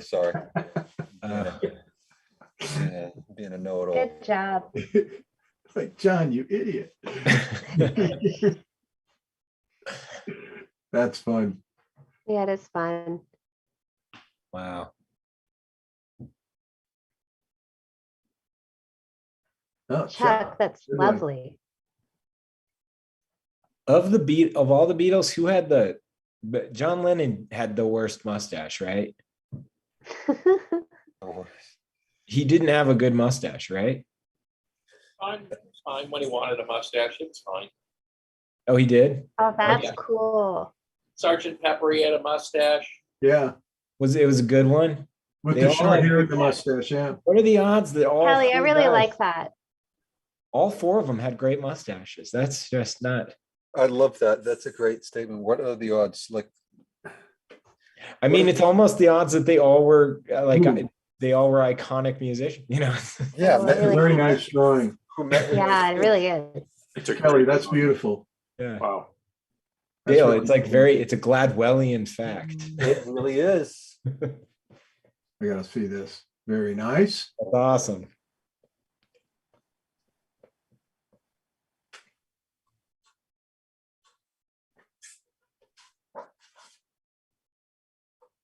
There was a lot of people. Thanks, Jeff. There was a lot of people here tonight. Yeah, good drawing, Jeff. Oh, that's wow. Oh, that's fun. That's great. Like it. This is good. All over there. It's Wow. great. Oh, that's my husband. Mm. Oh, good. Awesome. man, he's pressing you. This is Yeah. hard I paper. know. He did that one usually. He's throwing down on you, man. That's I know, right? Good. Yeah. So what are the kids doing now? Is it just like just chaos? He's like They- on the they don't computer know. while they're around him. But yeah, basically. Okay. Yeah. Yeah. now how old are they again? They're 5. No, so they're fine. They're fine by themselves for 2 hours. No Yeah. problem. Well, like he's in the room with them at least. Yeah. No, I know. We're Sandra's like, just technically want to be clear. I'm just trying to keep the squad car from swinging by tonight. Yeah. Just checking. Oh, that's cool. Really well done. Yeah, Oh, Did the wow. drawing and put the type in. I know, Mhm. right? I just got to keep looking at these. These are really good. So fun. I'm Oh, just, good I'm just job, going to do Randy. this. Go to the next Just- one. Yeah. Wow. Wow. Good work. Peter, very nice. Hmm. Oh, that's nice too.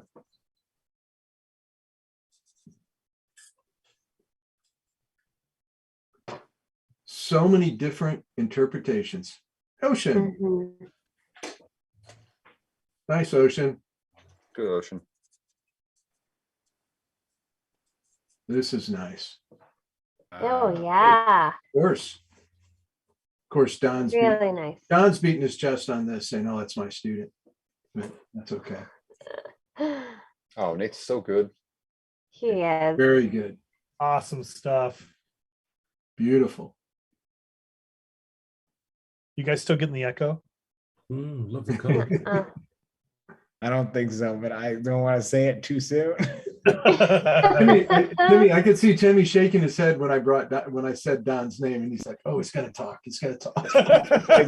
Oh, don't do it. Can't get rid of me. Yeah, he texted me. He said, Wow. "Go back in the Oh, room." that's cool. That's good drawing. Yeah, that's good.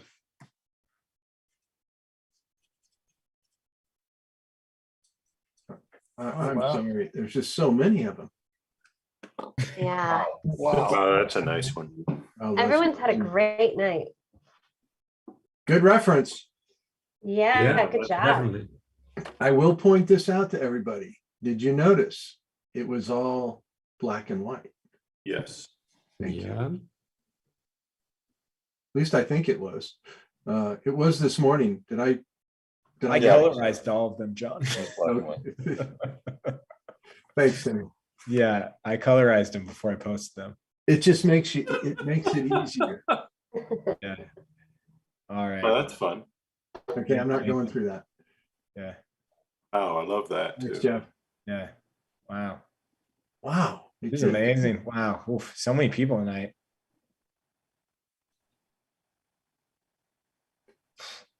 Nice. Timmy, we're doing good in the world. We're making everybody a better drawer. Yeah. Do what you can, right? Yeah. It's from this Nice. morning. From this morning. Nice. I think we're at the end. That's great. Yeah. Wow. All What right, a night. everybody. What a night. The emotions night. ran high. Chris, Cassandra, Bill, Don, Dale, Timmy, and if I missed anybody, I think I got everybody. Thank you for joining us tonight. That was really, really fun. What a great time. Goodbye, Yes. everyone. Stuff. And then thank you, everybody else that participated. Great night. Thanks all. Thanks, guys. Bye, guys. Thank you. Bye. Good night, all.